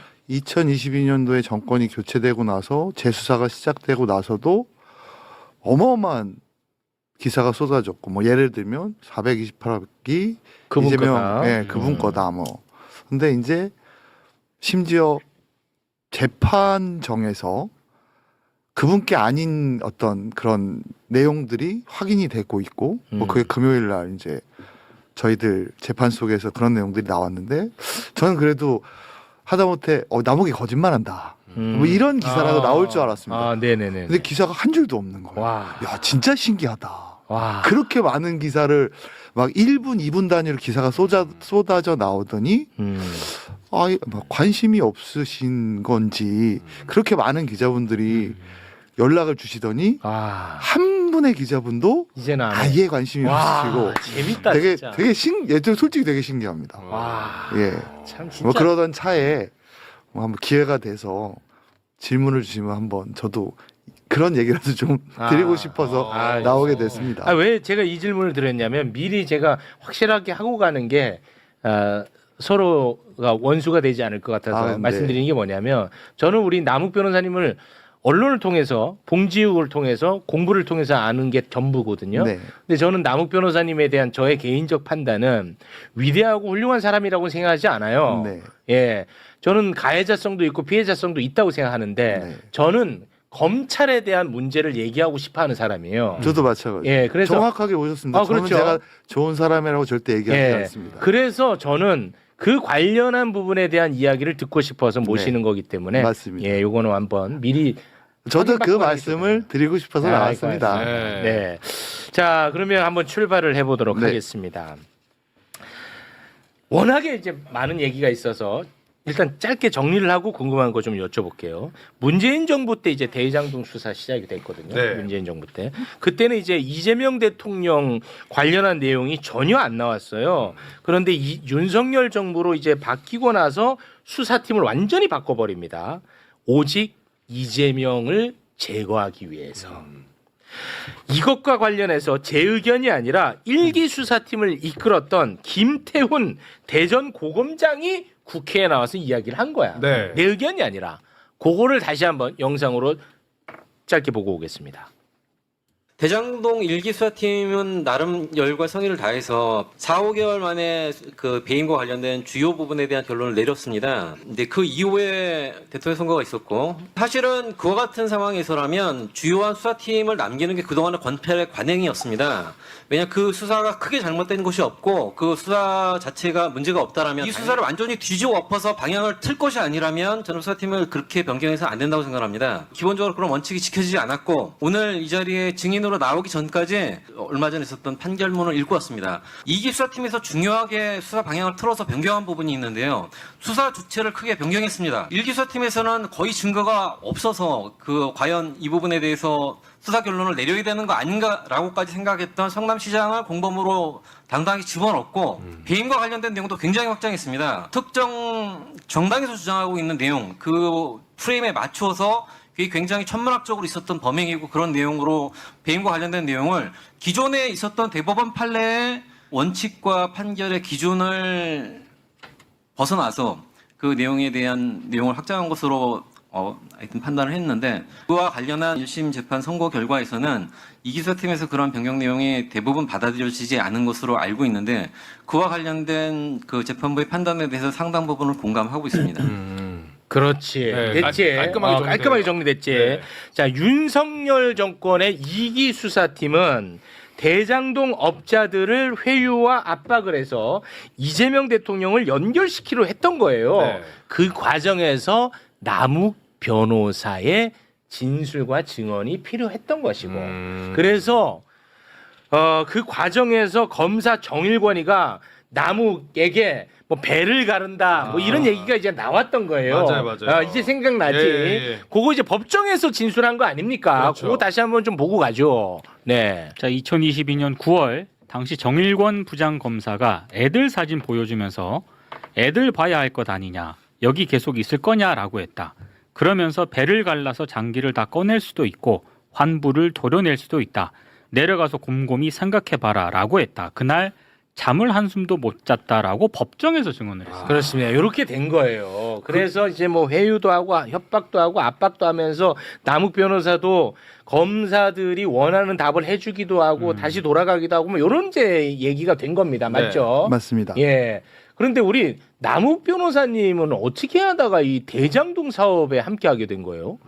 처음에 이제 이강길 대표라는 분이 대장동 사업을 시작해서 진행하고 계셨는데 초기 사업자. 예, 그때 이제 제가 어떤 다른 분의 소개로 현장에 있는 변호사로 참여를 했다가 그게 인연이 돼서 이제 그 이후에 이강길 대표가 사업권을 포기하시고 이제 뭐 조호영 대표가 그걸 인수하네 마네 뭐 이러고 있는 상황에서 이제 지주들이 이제 찾아오셔갖고 네가 한번 맡아서 해보면 어떻겠냐 이제 이렇게 해서 제가 들어가게 된 거거든요. 뭐 처음엔 뭐 제가 경험이 있는 것도 아니고 뭐 능력이 있는 것도 아니어서 한 두세 번 고사를 했는데 그 대장동 추진위원회라고 이제 그 안에 종중분들 그 민간 개발을 주도하셨던 분들 그분들이 이제 뭐 어떻게 판단하셨는지는 모르겠지만 저 변호사 사무실을 찾아와서 이제 좀 같이 한번 일을 해보자 그렇게 서너 차례 얘기를 하셔서 이제 2011년 7월 달에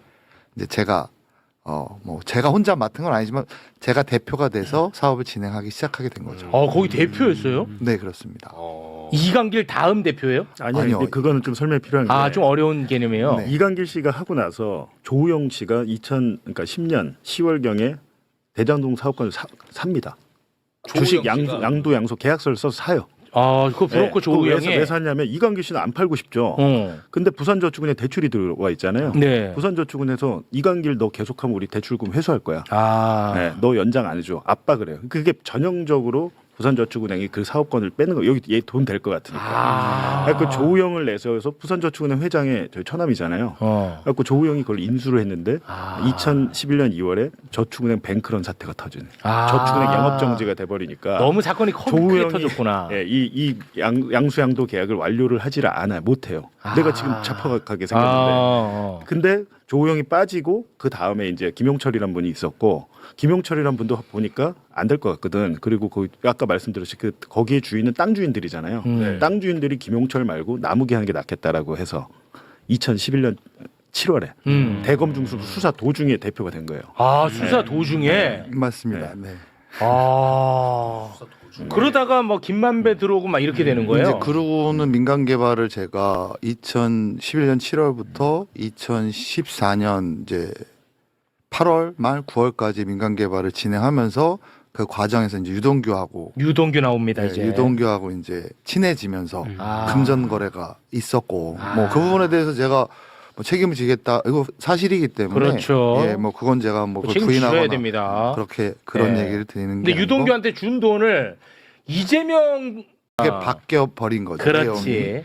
그리고 2014년 말부터는 이제 제가 뭐 수사받는다는 이제 이유 때문에 제가 사업에서 빠지게 되면서 김만배 회장님이 이제 새로운 회사를 만들어서 이제 뭐 지금 화천대유 이런 네. 걸 만들었고 진행하셨고 저는 이제 그 중에 제 여태까지 역할이 있기 때문에 천화동이 4호라는 걸 받았죠. 와 개꿀이죠. 아니, 근데 사업. 남욱 변호사 입장 제가 이제 기록을 다 본 입장에서 보면 김만배 씨는 처음에 법조 기자잖아요. 네. 대장도 그렇고 조우영의 이 사법 리스크를 해소해주는 용역 브로커였어요. 법조 브로커.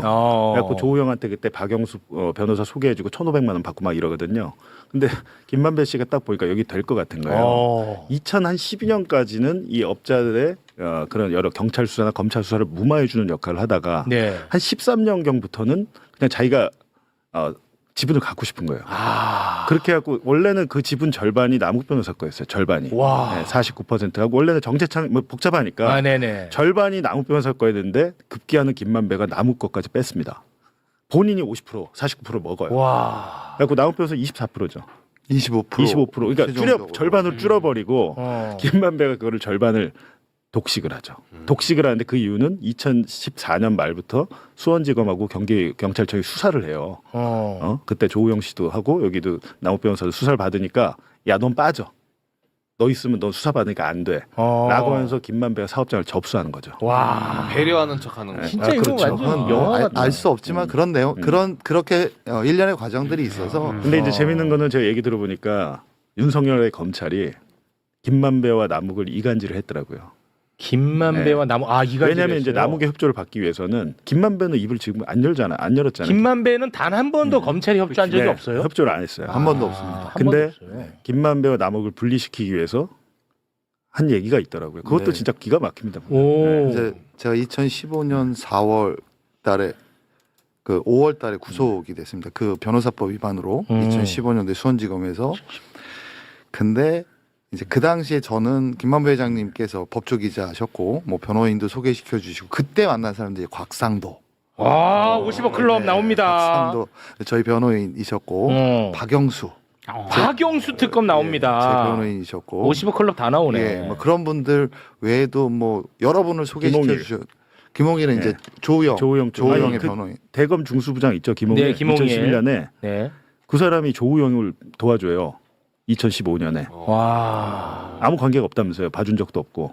근데 김홍일 전직 대검 중수부장이 변호사가 돼가지고 조우영을 당시 조우영은 변호했습니다. 와. 세정에서 이렇게 했고, 근데 이제 저는 이제 결국은 구속이 됐다가 6개월 만에 무죄로 풀려났는데 네. 재판에서 이제 그래도 이제 어쨌든 김만배 회장님께서 이제 그 당시 많이 도와주신 걸로 알고 있었고, 뭐 저보다 나이도 8살 많으시고 그래서 네네.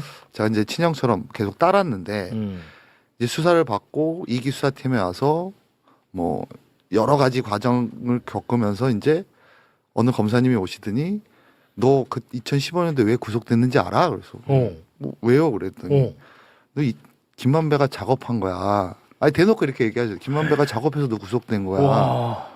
변호사법 위반으로 구속되신 이게 네네네. 김만배가 그때 작업해서 들어간 것처럼. 그래서 너가 사업장을 뺏긴 거야. 너 몰랐지? 우리가 다 확인했어. 오. 그러면서 2015년도에 저를 구속시켰던 검사님 하고 내가 그 형하고 친해.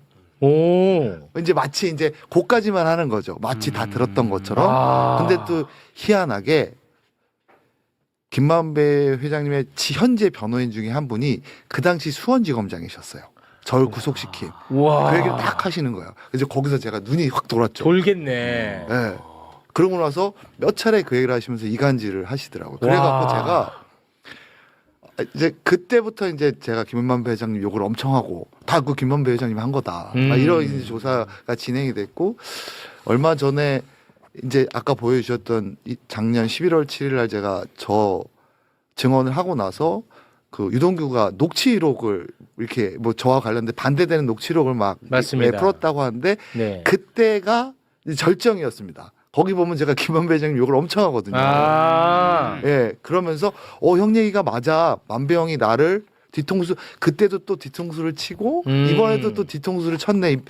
미국에서 들어오면 협조만 하면 된다고 검찰이 그랬는데 들어오자마자 주범이 됐고 지금 또 뭐 이렇게 계속 이렇게 시달리게 하는 거 보면 아 이거 만배 형이 뭔가 또 작업을 하는 거 아닌가 이제 그런 뉘앙스를 계속 풍겼어요 검사들이. 이제 그 과정에서 검사들이 아 유동규랑 한번 전화해봐라.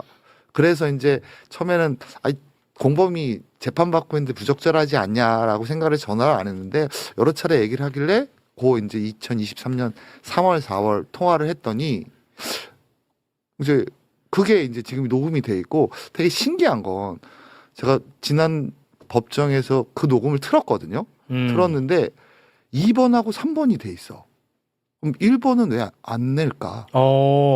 이것도 의문이에요. 이게 저만의 의문인데 네. 그 1번도 있을 텐데 나랑 얘기한 게 유동규랑 통화한 내용. 그건 또 본인한테 불리하니까 불리한 안 내는 거 아닐까.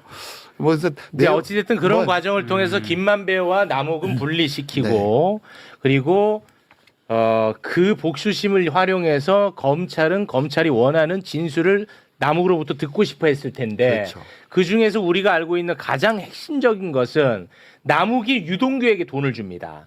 그런데 그 돈이 결국은 이재명 대통령의 최측근 정진상 실장, 김용 부원장에게 건너갔고 그것이 이재명에게 건너갔다. 요 그림을 만들고 싶어 했는데 그렇죠. 우리 남욱 변호사는 유동규에게 돈을 준 거는 맞아요. 맞습니다. 그런데 정진상, 김용 알아요, 몰라요? 일단 정진상 실장은 제가 법정에서 처음 봤고요. 와, 이름이야 들어봤죠. 뭐 용의 근데 핵심입니다. 네, 저는 법정에서 처음 봤고 김용 부원장 같은 경우는 2014년도 그 시의원 그 당시에 그 시장 선거 때 길에서 그냥 여러 한 30-40명 있는 데서 악수 한 번 하게 답니다. 와. 뭐 전화번호가 있는 것도 아니고 저희가 뭐 통화를 해본 적도 없고.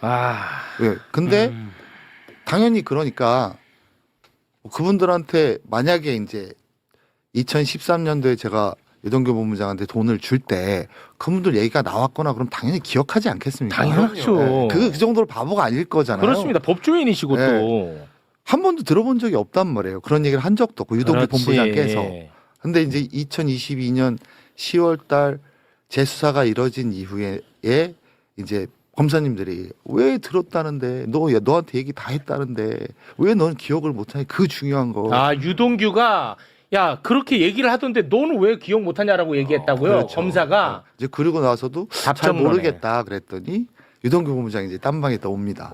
와서 검사님하고 와서 야 내가 얘기했잖아 너 그때 왜 기억을 못해.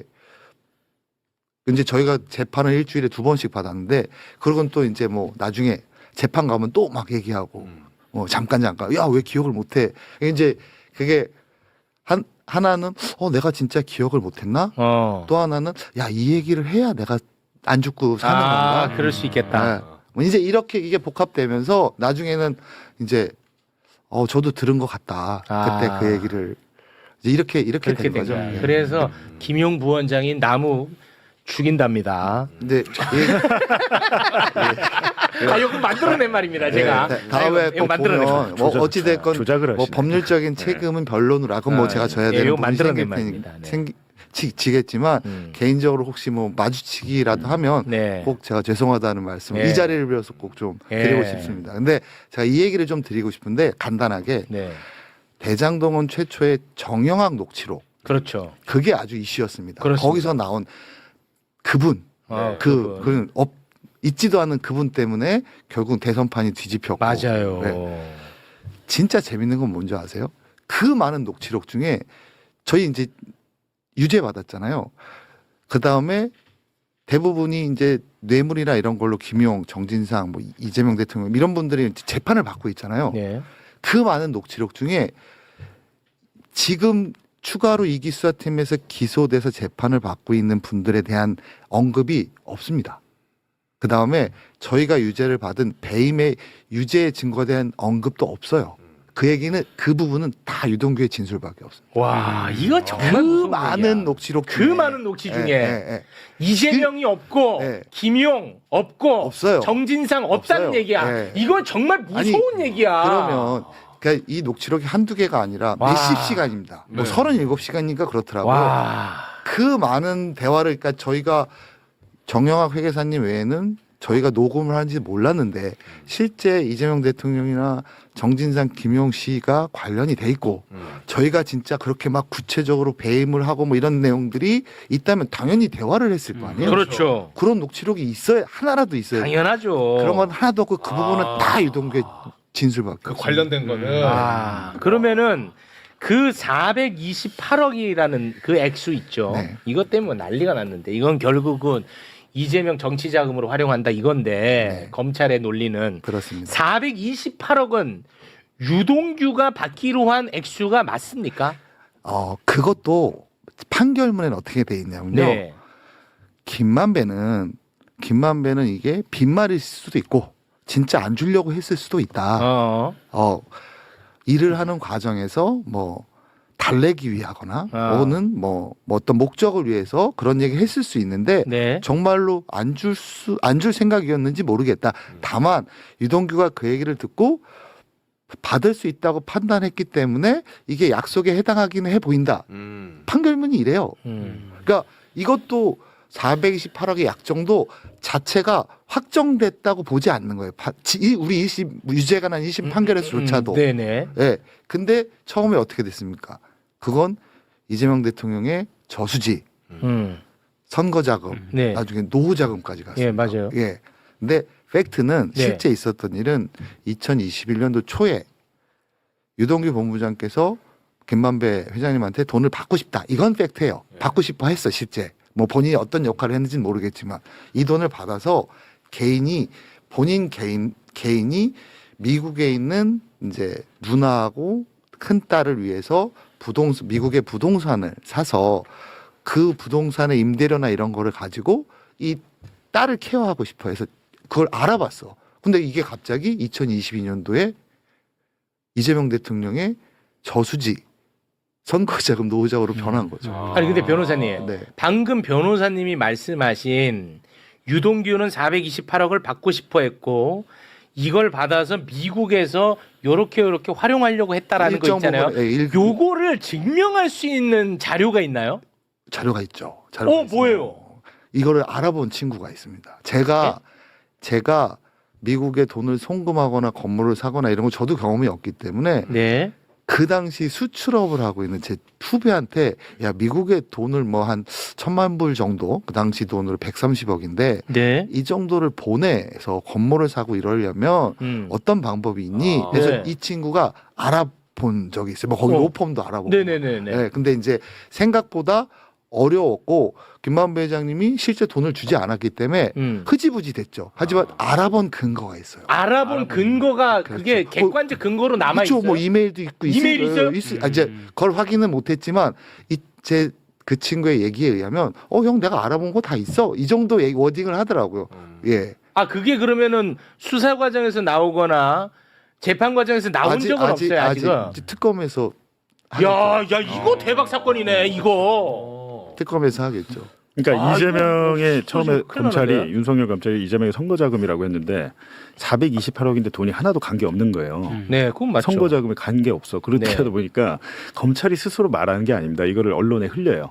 그러니까 언론에 뭐라고 나오냐면 노후자금이라고. 그래서 거기를 저수지에 돈을 박았다. 이거는 이재명의 노후자금이라는 거야. 근데 지금 말씀하신 걸 들어보면 결론적으로 이거는 유동규가 본인의 노후자금으로 지금 네네. 하려고 했던 거잖아요. 네. 근데 이게 지금 수사 과정에서도 당연히 이런 말을 할 분위기입니까 이게 윤석열 그렇죠. 검찰에서. 네. 근데 이게 지금 다 증거가 있기 때문에 특검을 해야 되는데 그 특검을 못하게 하려고 날린 거죠 지금. 아 지금 야 이것만 만약에 그 객관적 자료가 있다면 예를 들어 메일이란 등 이거는 뭐 끝나네. 아니 이미 이 사건 다 끝난 거고 끝났지만. 저는 이 사건 전체 기록을 봤을 때 김만배는 유동규한테 돈을 줄 생각이 없었어요. 애초부터 유동규를 약간 바보 취급하는 것 같더라고요. 아 김만배가. 왜냐하면 유동규한테 돈을 주면 사고가 나잖아요. 이게 그래. 그 400m, 뭐 500m 국민들이 이제 그 액수나 이런 부분 때문에 어마어마한 지탄을 하시는데 네. 현실적으로 불가능한 얘기들을 하시는 겁니다. 그 돈을 어떻게 줘요, 공무원을? 어떻게 주실 거예요? 그 돈이 현금을 만들어요? 무슨 저희가 무슨 뭐 현금을 막 쌓아놓고 이런 사람들이 아니라 다 사업하고 법인에서 일을 하는 사람들인데 1원짜리 하나까지 다 신고하고 이러는데 네. 그 많은 현금을 어떻게 만들어 주겠습니까? 그래서 그 어려움을 서로 토로하는 게 녹취에 들어가 그렇죠. 있잖아요. 그런 내용들이 예. 있죠. 맞아. 결국은 방법이 없다로 끝난. 김만배가 그거 엄청 고민 많이 해. 네. 예. 방법이 없다로 끝난 거고 유동규는 받고 싶어 한 건 사실이고. 그렇죠. 결과적으로 이제 그 돈이 이재명 대통령과 관련이 있느냐, 개인의 일탈이냐, 저는 개인의 일탈인 줄 알고 있었다는 거죠. 유동규의 일탈인 줄 알고 있었다는 네, 거죠. 네. 이게 근데 핵심이죠. 검찰은 어쨌든 목표가 이재명 대통령이었고 그렇죠. 그걸 잡으려니 결론을 정해놓고 끼워 맞추기 수사를 하다 보니 그런 진술들을 안 받는 거죠. 그 2021년에 한국 들어오셨을 때 그때 그런 얘기를 좀 해주셨어야지. 윤석열이 대통령 되는 일을 막았을 거 아님? 죄송합니다. 제가 들어오기 전에 아니 이 농담이 아니고 제가 대장동에서 주민들하고 사업을 하면서 3, 4년간 주민들이 시장실을 엄청 갔어요. 인허가 풀어달라고. 시장님이 뭐라고 얘기하셨냐면 죽은 아버지가 살아 돌아오셔도 안 되는 건 안 된다. 그렇게까지 얘기하셔서 못한 거예요. 네. 근데 중간에 유동규 본부장이 와서 내가 할 수 있어. 내가 설득을 해볼게. 그러면서 이제 돈을 요구하셨단 말이에요. 돈을 요구한 거야. 그게 이제 그게 잘했다는 게 아니라 잘못했는데 네, 그렇죠. 그렇게 해서 이제 유동규 본부장이랑 친해지게 된 거지. 이재명 대통령은 당시에도 한결같은 얘기만 하셨지. 아무 뭐 그 저희들에게나 주민들에게나 다른 얘기를 하신 적이 그렇습니다. 없다니까요. 이게 지금 방금 말씀하신 게 이재명 정권으로 바뀌었으니까 또 남욱이가 발언을 바꾼다 이렇게 생각할 수도 있잖아. 그렇죠. 근데 그렇게 생각할 필요가 없는 게 한국에 2021년 10월 18일에 들어옵니다. 네. 검찰 수사 협조하기 위해서. 그때 공항에서 한 말이 있어. 맞아요. 그거는 그때는 뭐 이재명 정부도 아니고 그때 한 발언 잠깐 보고 오겠습니다. 내가 아는 12년 동안 내가 그 사람을 지켜보면서 얼마나 많이 해봤겠어요. 트라이를. 아유 씨알도 안 돼. 그러니까 씨알도 안 2021년 10월 18일 이거 아마 검찰이 봤으면 짜증이 많이 났죠. 이거를 이렇게 이해하셔야 돼요. 지금 저렇게 씨알도 안 먹혀 얘기하잖아요. 네네. 저거를 검찰이 저희 언론인들을 수사할 때 저거를 어떻게 만드냐면 김만배가 남욱에게 지시해서 허위 인터뷰를 해라. 씨알도 안 먹힌다고. 진짜 야 이거 그거 되게 윤석열로 고생했습니다. 저 이재명으로 저 진술을 바꾸라는 거야. 검찰에서 이걸 문제 삼았어요. 이거 진술 바꾸라고. 네. 이 이제 봉지욱 기자님 제가 그 이분 때문에 수사받은 거 아닙니까? 이 얘기 좀 해주세요. 야 이거 대박이네. 저 얘기를 왜 했는지 이게 이렇게 얘기를 하더라고요. 저 얘기 사실이 아니죠. 예?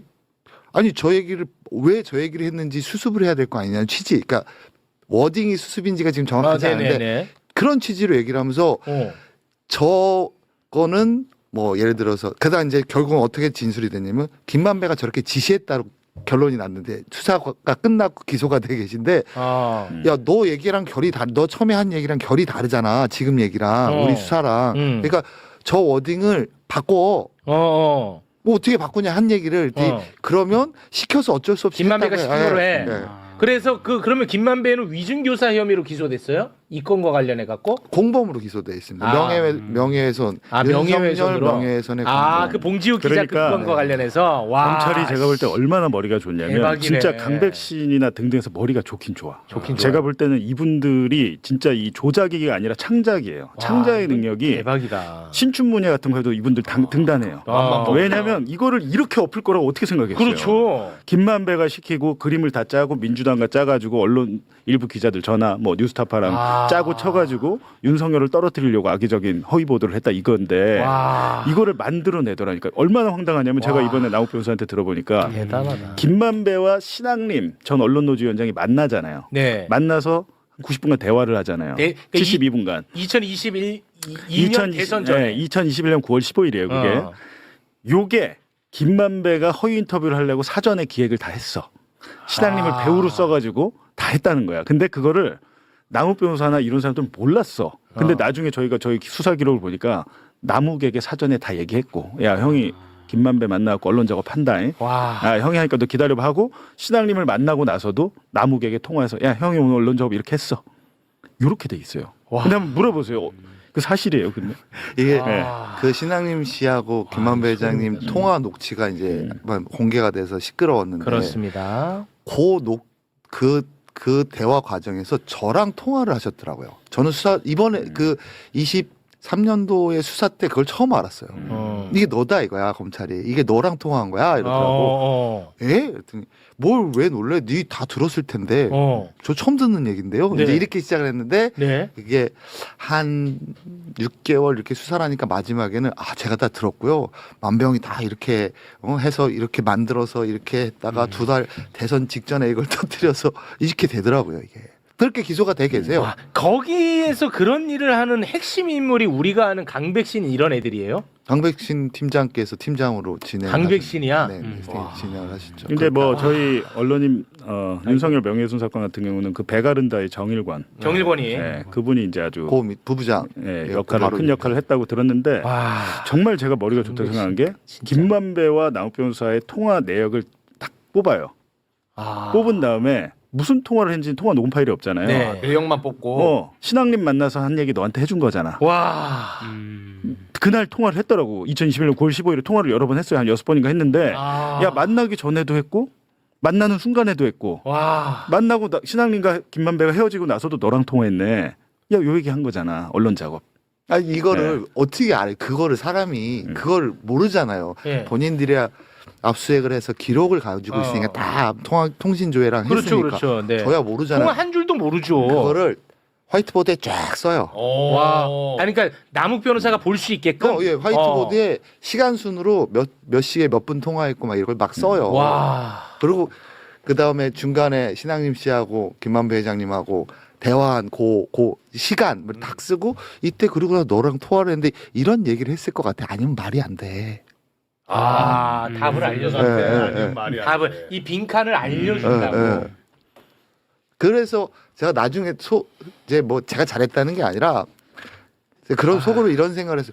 야 이게 재판 가서 이 쟤들 어떡하려고 이렇게까지 하나. 근데 되게 신기한 건 저도 그러니까 기억에 아예 없는 얘기를 한 게 되잖아요. 그렇습니다. 근데 그리고 한참 있다가 제 재판이 시작되고 제가 증인으로 1번 증인으로 나갔는데 전화가 오신 거예요. 검사님이 전화가 와서 증인 몇 월 며칠 날 재판 나가시죠? 네, 재판 나갑니다. 할 때 잠깐 오세요. 왜요? 그랬더니 관련돼서 진술안 줘서 저희가 그것만 따로 복사해 갖고 드릴 테니까 한번 읽어보고 나가세요. 이래갖고 그러니까 법정에 가서 엉뚱한 얘기할까 봐. 그거를 집에서 찾았어 또 내가. 찾았어요. 찾아갖고 내가 봤더니 이게 되게 친절하게 그 검은 깜장 줄로 이렇게 묶어놨더라고. 네, 그것만 이렇게 해갖고. 아니 그러면 그때 우리 남욱 변호사님은 그때 그런 의도를 바보가 아닌 이상 얘네가 또 내가 또 다른 말 할까봐 미리 그렇죠. 답을 알려주는 거라는 걸 다 눈치챘을 거 아닙니까? 아니 그건 알죠. 근데 그건 너무 이제 당연하지만 알죠. 근데 이제 자꾸 저 이제 살아야 되니까. 뭐 네. 다 추가로 뭐 수사한다고 막 뭐 그렇죠. 이러니까 이제 네. 뭐 제가 잘했다는 게 아니라 뭐 비겁한 건데 뭐 저의 눈치가 있으니까. 그거를 미리 알려줬구나 또. 이게 되게 황당한 게 제가 왜 눈치를 깠냐면 그건 그래. 뉴스타파 한상진 김영지 재판에 증인으로 나온 거예요. 와 진짜 자세하게 진술하는 거예요. 진짜 이거 판사는 믿을 수밖에 없어. 너무 디테일하게 얘기하니까. 통화 내용을 아니 조사받은 예를 들면 김만배 신앙님 이 앞뒤 상황 이 모든 거 자기가 이제 화이트보드에 교육받았잖아요. 진술 교육. 네. 암기력이 엄청 뛰어나신 것 같아. 그렇게 자세히 진술할 수 없거든요. 왜냐면 옛날 일이잖아요. 그렇죠. 옛날 일이죠. 근데 그거를 마치 한 지난주 어제 일어난 일처럼 생생하게 묘사를 하니까 야 대단하더라고요. 뭐 예를 들면 이런 것도 있더라고. 그때가 뭐 윤석열은 아직 후보로 확정됐을 때가 아닙니다. 뭐 이런 식으로 또 얘기를 합니다. 아니 그런 거는 쉽지 않아. 그 시기를 아는 거는. 왜냐하면 제가 왜 그런 얘기를 했냐면 이제 막 검사님이 막 얘기를 하면서 이랬을 거다 저랬을 거다 해서 아 그런 거 같다 그런 거 같다 이제 그렇게 줄줄 끌려가거든요. 그래서 되게 주의해야 되는 게 있습니다. 그때는 후보로 아직 결정이 되기 전 시기이기 때문에 아니 본인들도 말 잘못하면 탄핵당 이제 법정에서 나무계가 거짓말이겠네 판사가 그렇게 생각할까봐 네. 그런 객관적인 사실을 계속 찝어주는 거죠. 네. 잊어먹지 말라. 어마어마하다니까요. 어마어마하다. 너 진짜 대단들해요. 다 좋은 학교 나오시고. 그러니까 그런 지금 분들입니다. 나무객의 화이트보드로 진술 강의했던 그 검사 네. 미국 연수가 있습니다. 자, 네, 지금은 이제 한 많은 명씩 또 가야 됩니다. 네. 한 번에 너무 많이 쏟아내면 기억하기도 어렵고 맞아요. 오히려 손해니까 요 정도 선에서 오늘은 좀 마무리를 그리고 하고. 요 얘기는 제가 되게 흥미롭게 이제 전 어. 나무 변호사님 나와서 얘기를 많이 했으니까 검사들도 대장동 사업은 성공한 사업이다 인정을 했다는 겁니다.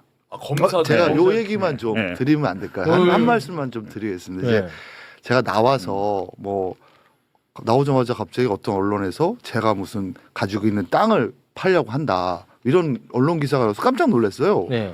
사실 뭐 허위 기사거든요. 아, 그래요? 예, 허위 기사 나 봤는데 그 기사. 제정신이 아니면 그러겠습니까? 그러니까요. 제정신 아니구나 했어요 예, 나는. 그래서. 제정신이 아니구나. 네. 근데 진짜 기억나서 예, 그러는 거예요. 네. 제가 그 기사를 보고 또 희한하게 그 기사가 대장동 그분을 쓰신 그 같은 계열사에서 나온 기사예요. 네네. 유일하게 그것만 나왔는데 그랬나? 되게 신기하다. 그런데 어제 어떤 국회의원분들이 막 그 공소 취소 얘기를 하시면서 또 그 얘기를 꺼내시더라고요. 네. 그래갖고 이게 희한하다. 이게 뭔가 좀 국민의힘에서. 약간 뭔가 있어서 이게 뭔가 빌드업하는 게 아닌가 이런 생각이 문득 드는 거예요. 네. 그래서 이렇게 가만히 생각해 보니까 계속 그걸 얘기하시는 분들이 저희 수사의 당시 지휘 라인이나 보고 라인에 계셨던 분들이에요. 네, 그 당시에. 그 당시에 지휘 라인이나 보고 라인, 그 윗선. 근데 이런 얘기를 하세요. 뭐 제가 유튜브 보니까 박상영 검사도 내가 뭐 평검사가 내가 혼자 이걸 알아서 했겠니 이런 얘기 했다. 다 위에 보고했다고 했어요. 정확하게 최소한 2명 이상한테 그 얘기를 들었어요. 우리가 대장동 사업 잘 된 거 성공한 사업인 거 안다. 진짜. 근데 위에서 시키니까 하지. 와. 저 진짜 이 워딩을 최소한 2분 이상의 검사한테 들었어요. 와, 이거 그러면- 대박이다. 그러면 그 시킨 분이 있으시니까 그렇게 뭐 얘기하셨을 그렇겠죠. 거잖아요. 근데 이거를 특검을 하면 안 된다는 취지의 주장을 막 하시는 분들이 되게 시끄럽게 하시는 분들이 요새 있더라고요. 뭐 이런 허위 기사를 약간 근거로 해서 와 이 범죄자들 돌아다니면서 이게 뭐 돈도 숨기려고 하고 하는데 말이 되냐? 그게 네. 지금은 의원이라는 거예요. 그렇죠, 국회의원이죠. 어제 뭐 하시더라고요. 막 그랬는데 제가 그러니까 그러면서 뭐라고 얘기하냐면 정말 이재명 대통령 보고 그분들이 늘 하시는 얘기가 뭐냐면 떳떳하면 재판 받아라. 이런 얘기를 계속 하세요. 그렇게 떳떳하면 재판 받아. 근데 저는 궁금한 게 그렇게 떳떳하시면 특검 가서 밝히시면 되지 않아요? 그렇습니다. 예. 근데 공소를 취소할 것이기 때문에 특검을 하면 안 된다. 그 말도 안 되는 얘기죠. 그래서 제가 뭐가 무서운 게 있구나. 이분들이 뭔가 잘못한 게 있어, 캥기는 게 있지 않나. 그 기사 잠깐 여기 띄워줘 보세요. 근데 여기. 진짜 그 논리는 잠깐만. 예. 여기 이 정확하게 단독을 이거 좀 크게 띄워주시라니까. 화면에, 모니터에. 남욱 석방 일주일 만에 500억 강남 땅 매물로라고 하는 매우 구체적 기사가 이 보도가 됐거든요. 근데 이게 가짜라는 거예요, 그렇죠. 진짜? 저한테 최소한 연락은 해봐서 물어는 봐야 되는 게 기본이잖아요. 그 밑에 연락을 취했는데 뭐 답을 얻지 못했다 이렇게 또 써 있어요. 예. 어느 누구도 연락받은 사람이 없습니다. 자, 채널A 자, 채널A는 남욱 변호사 측의 해당 토지 매매 관련 입장을 물었지만 답을 듣지 못했습니다라고 나와 있는데 물어본 적이 없다고요? 아무도 없습니다. 제가 그래서 확인해봤어요. 저희 직원들한테 야 이런 전화 받은 적 있냐? 근데 대표님 저희가 그거를 지금 어떻게 내놓습니까? 채널A 뉴스 송진섭입니다. 예. 근데 이제 저기가 다 압류돼 있잖아요. 세금이 연체돼 가지고 그러고 이거를 지금 주인이 저희 권리 행사를 못 해요. 그 경매를 넘긴 거는 국세청이 했겠죠. 아니 이건 네. 완벽한 네. 가짜 뉴스라는 거예요? 뉴스죠. 근데 계속 그 며칠 있다 어제 이걸 뭐 정확하게 인용하신 건 아니지만 저는 이제 그렇게 추측하는 거죠. 이게 뭔가 빌드업을 하고 있다. 남욱의 지금 얘기가 다 거짓말이고 그다음에 도망가려고 하는 남욱은 거고. 저렇게 그 파렴치한 사람이다. 그렇지, 그렇죠. 이렇게 몰고 이게 만약에 가려고 거짓말이라면 예. 뭐 그런 빌드업의 일환이 저는 이제 그런 생각이 든다 이거죠. 와, 그러니까 지금 부동산 사이트에 매물로 올라와 있다라고는 보도에 돼 있는데 올리신 적은 아니 없다. 그것도 다 걷어들여서 지금 팔 수 있는 상황도 아니고. 근데 그 기사 내용에 보면 남욱 변호사가 구치소에서 누군가를 면회하면서 한 얘기가 워딩이 적혀 있어요. 그러니까 이제 뭐냐면 이번에 근데 구속됐을 이게 때 중요한 거는 그 보세요. 면회하면서 한 얘기를 기자가 어떻게 알아요? 이거는 검찰에서 이 접견 녹음 파일을 풀어가지고 줬다고 볼 수밖에 없죠. 당사자밖에 모르는 이번에. 근데 저걸 실었길래 야 검사님 이게 정권이 바뀌었는데도 검사님들은 저런 일을 하시는구나. 어마어마해요. 그 대목이 있습니다. 네. 남욱 변호사는 지난해 11월 구치소 지인 접견에서도 이 땅 주차장을 언급한 걸로 파악됐습니다. 파악됐습니다. 네. 전해졌다, 파악됐다. 거기에 보면 이게 다 그런 식. 바뀌었나요? 처음에 네. 이게 말풍선으로 워딩이 있었는데. 그래요? 기사를 또 수정. 수정했구나. 처음에 말풍선으로 워딩이 너무 있었어요. 정확하게 그러니까 제가 해놓으니까. 했던 얘기. 제가 지인한테 너무 정확하니까. 뭐 말풍선도 있습니다. 영상으로. 영상으로 네. 있으니까. 네. 알겠습니다. 자, 시간이 없어서. 네. 근데 저는 끝으로 이 말씀 한번 드리고 무섭다, 싶은데 근데. 어쨌든 지금 남욱 변호사가 입장을 바꾼 게 아니고 원점으로 돌아온 거잖아요. 원점으로. 번복했으니 다시 원점으로 돌아왔는데 2021년 10월 네. 18일로 돌아온 거죠. 윤석열 검찰 상황에서 나와 가족, 지인을 살리기 위해서 그랬을 수 있다고 봅니다. 저 같아도 그렇게 압박을 받으면 쉽지 않죠. 네, 그렇게 협조할 수 있는데 네. 어찌됐든 지금에 와서 폭로하는 것도 김만배 기자가 합니까 지금? 안 하잖아요. 정권이 바뀌었어도. 네. 남욱 변호사가 유일하게 지금 하고 있는데 잘하는 부분에 대해서는 많은 분들이 응원하고 격려의 힘을 실어주셔야 돼요. 그걸 가지고 왜 또 거짓말을 이렇게 하면 네. 아무것도 안 됩니다. 지금 이번에 특검을 검찰 개혁 이런 게 뭡니까? 조작 수사하고 불법 수사한 검사 감옥 보내는 게 검찰 개혁의 마지막 그림이에요. 첫 단추야. 마지막도 아니야. 공소청을 만드는 게 검찰 개혁이 아니란 말이에요. 그렇습니다. 이 사람들은 한 번도 저 서버를 조작을 해도 한 번도 처벌을 안 받은 적이 해봤잖아. 없기 때문에 처벌을. 이번에 특검이 정말 마지막 기회인데 거기서 가장 결정적인 특검의 도우미 역할을 남욱 변호사가 해야 되는데 해야 돼. 남욱 변호사를 공격하고 막 저런 허위 기사로 해가지고 저 새끼 뭐 저 돈 또 숨겼네 이런 식으로 비방하고 나서면 네. 어렵습니다. 그렇게 되기가. 아니 뭐 공격까지 막지 마시고. 그러니까. 근데 뭐 비판할 수는 있으나 필요할 수 있으니까. 비난할 필요는 없다라는 네. 겁니다. 우리 변호사님. 네. 답 안 하셔도 괜찮은데 뭐 제가 너무 오래돼 갖고 제 기억이 맞는지 모르겠는데 우리 남욱 변호사님 배당금이 1,000억으로 나는 기억하고 있거든요. 맞습니다. 맞아요? 네. 지금 지금 정확하게 469억은 네. 비용으로 썼고 250억은 세금을 냈고 음. 추가로 120억도 비용으로 사용해서 그래도 많이 벌긴 했습니다. 나머지는 지금 뭐 그 일부 투자가 이루어져서 건물들 이런 거를 이제 개화 사업을 하려고 샀는데 이제 다 묶여 있고. 돈을 다 회수를 한 거군요. 네. 이미. 네. 오. 야. 그래서 지금은 돈은 하나도 없습니다. 현재는 건물만 있습니다. 건물은 있고. 네, 근데 그거를 내가 처분할 수 있는 상황은 아니라는 거죠. 아니고요. 예. 다 묶여 있고. 지금 그 건물을 어떻게 좀 그게 몰수해야 아니라 되는 거 아니에요? 출연료 줘야 돼요. 출연료는 드리죠. 진짜 돈이 없더라고. 이게 출연료는 드리죠. 네. 아니 뭐 제가 모셨는데 네. 어떻게 출연료를 안 드려? 네. 아니 뭐 돈 많다고 안 주고 이럴까 봐. 네. 그런 건 없어. 뭐 그런 건 없어. 비난하시는 분들 충분히 이해하는데 막 그 정도로 막 이렇게 파렴치하지는 않습니다. 예, 뭐 그걸 몰래 해갖고 몰래 팔아갖고 뭐 도망가고 그런 세상은 아니죠. 제가 좀 이해가 안 갔던 것 중에 하나가 뭐냐면 네. 그 검찰청 지하에 갇혔잖아요.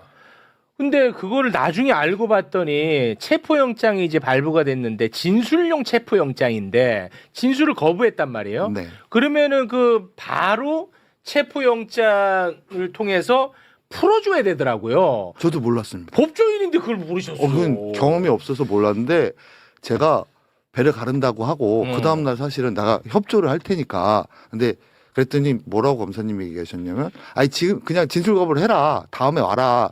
그럼 나 보내줘라. 도저히 못 자겠다. 네네. 그랬더니 안 된다 그래요. 아 그거를 요청을 하셨는데 안 된다고 그래서 그 또 이틀을 간 겁니다. 저는 그게 이해가 안 가더라고. 그것도 안 된다고. 네. 아니 법조인인데 보니까 그건 불법이더라고. 이번에 저도 이번에 알았습니다. 아 변호사님 네네 이번에 그러니까 그런 얘기를 안 하고 구치소에 있다가 체포영장이 발부가 돼서 구치감은 검찰 구치감으로 이제 끌려갔는데 그럼 다 그런 식 그러니까 이게 합법이야라고 딱 워딩을 안 하셨지만 여기 계셔야 돼요. 저희 영장 받았잖아요. 이렇게 워딩을 하셨거든요. 그러니까 영장을 받아서 여기 있어야 된다니까 합법인 줄 알았어요. 그런가 보다 할 수 있는 상황이지. 검사는 법조인한테도 또 법을 속여. 근데 일반인이 타겟대 봐라. 이거 어떡하냐. 아니 근데 그 국정조사 때 나와서 모든 검사님들이 총장님부터 해서 다 합법이라고 얘기하시더라고요. 본인들은 합법이라고 생각한다고. 진짜 너무 무섭다 정말. 알겠습니다. 오늘은 여기서 좀 마무리를 짓도록 하겠습니다. 네. 오늘은 또 급기야 남불쇼까지 됐습니다. 네. 저는 뭐 남욱 변호사를 편들거나 아까 처음에 또 뭐 지지하거나 그럴 의지가 전혀 없는 사람입니다. 분명히 말씀드리지만. 네. 오늘은 여기서 좀 마무리를 짓겠습니다. 야, 이거 엄청나네, 진짜 이야기가. 근데 무섭네요. 무섭다, 솔직히 근데. 말하면은. 진짜 무섭다. 예. 아니 영화가 더 약해요. 훨씬 그러다 약해요. 보니까 현실이 진짜. 더 진짜 지독해. 그러네. 예, 명화 내부자들 이런 거 보니까 약해. 약해. 예. 와. 내부자들은 그 내가 볼 땐 거의 그냥 일상이야, 그냥. 저희 현실보다는 약합니다. 약해. 네. 진짜 약해. 화이트보드. 화이트보드. 쫙 적어놓고 자, 요때 요거 아니냐. 이거 아니면 했어. 설명이 안 돼. 설명 다 정리됐어. 그다음에 재판 나갈 때 한번 들어와서 요거 받아가셔야죠. 요거 딱 줘. 그것도 이렇게 얘기하셨네. 그걸 외워서 아니, 가는 제가 거야. 요걸 외워서. 집에서 그걸 이제 정리하다가 엊그제 찾았는데 또 읽어봤더라고요. 제가 다 이렇게 해놨더라고요. 와, 죄송합니다. 무서워. 자, 오늘은 여기서 좀 마무리를 짓겠습니다. 네. 우리 남욱 변호사님은 그러면 지금 계속해서 재판을 받고 있는 네, 상황인가요? 그렇습니다. 재판 계속 받고 있습니다. 이번 주 금요일에 어떤 재판이죠? 저희 대장동 항소심 항소심. 대장동 항소심. 네. 그게 이제 받는 재판 중에 가장 큰 재판이고. 가장 큰 재판. 그럼 다른 것도 기소된 게 있나요? 그다음에 그 김용 의원님 뭐 대선 경선 자금 사건도 대법원에 가 있고 곽상도 정치자금 법 위반 다 제가 돈 준 뭐 이런 그랬다 지금 그건 기소돼 있고 네, 그걸 항소. 이제 재판을 받고 있는 네. 그런 상황인 거군요. 네, 알겠습니다. 자, 두 분과는 여기서 인사를 나누도록 하겠습니다. 두 분 대단히 고맙습니다. 감사합니다. 고맙습니다. 와, 진짜 너무 이거 사실 대한민국이 난리가 날 내용이잖아. 솔직히. 와, 그 폭로 이제 하셨는데 언론 보도가 안 됐다라고 얘기를 하셨잖아요. 네, 부끄럽게 전 또 처음 듣는 얘기. 처음 들어. 뭘 폭로 하셨구나 하고 있었어요. 와, 이거 진짜 난리가 날 내용. 정말 내용이 너무 심하잖아. 그러니까요. 와, 어마어마하네 진짜.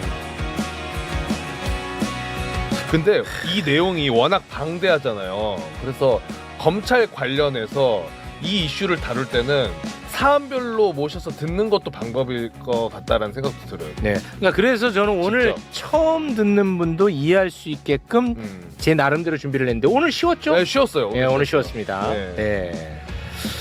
자, 오늘은 여기서 마무리 짓고요. 내일 역시 또 진짜 생방으로 다시 인사를 드릴까 하는데요.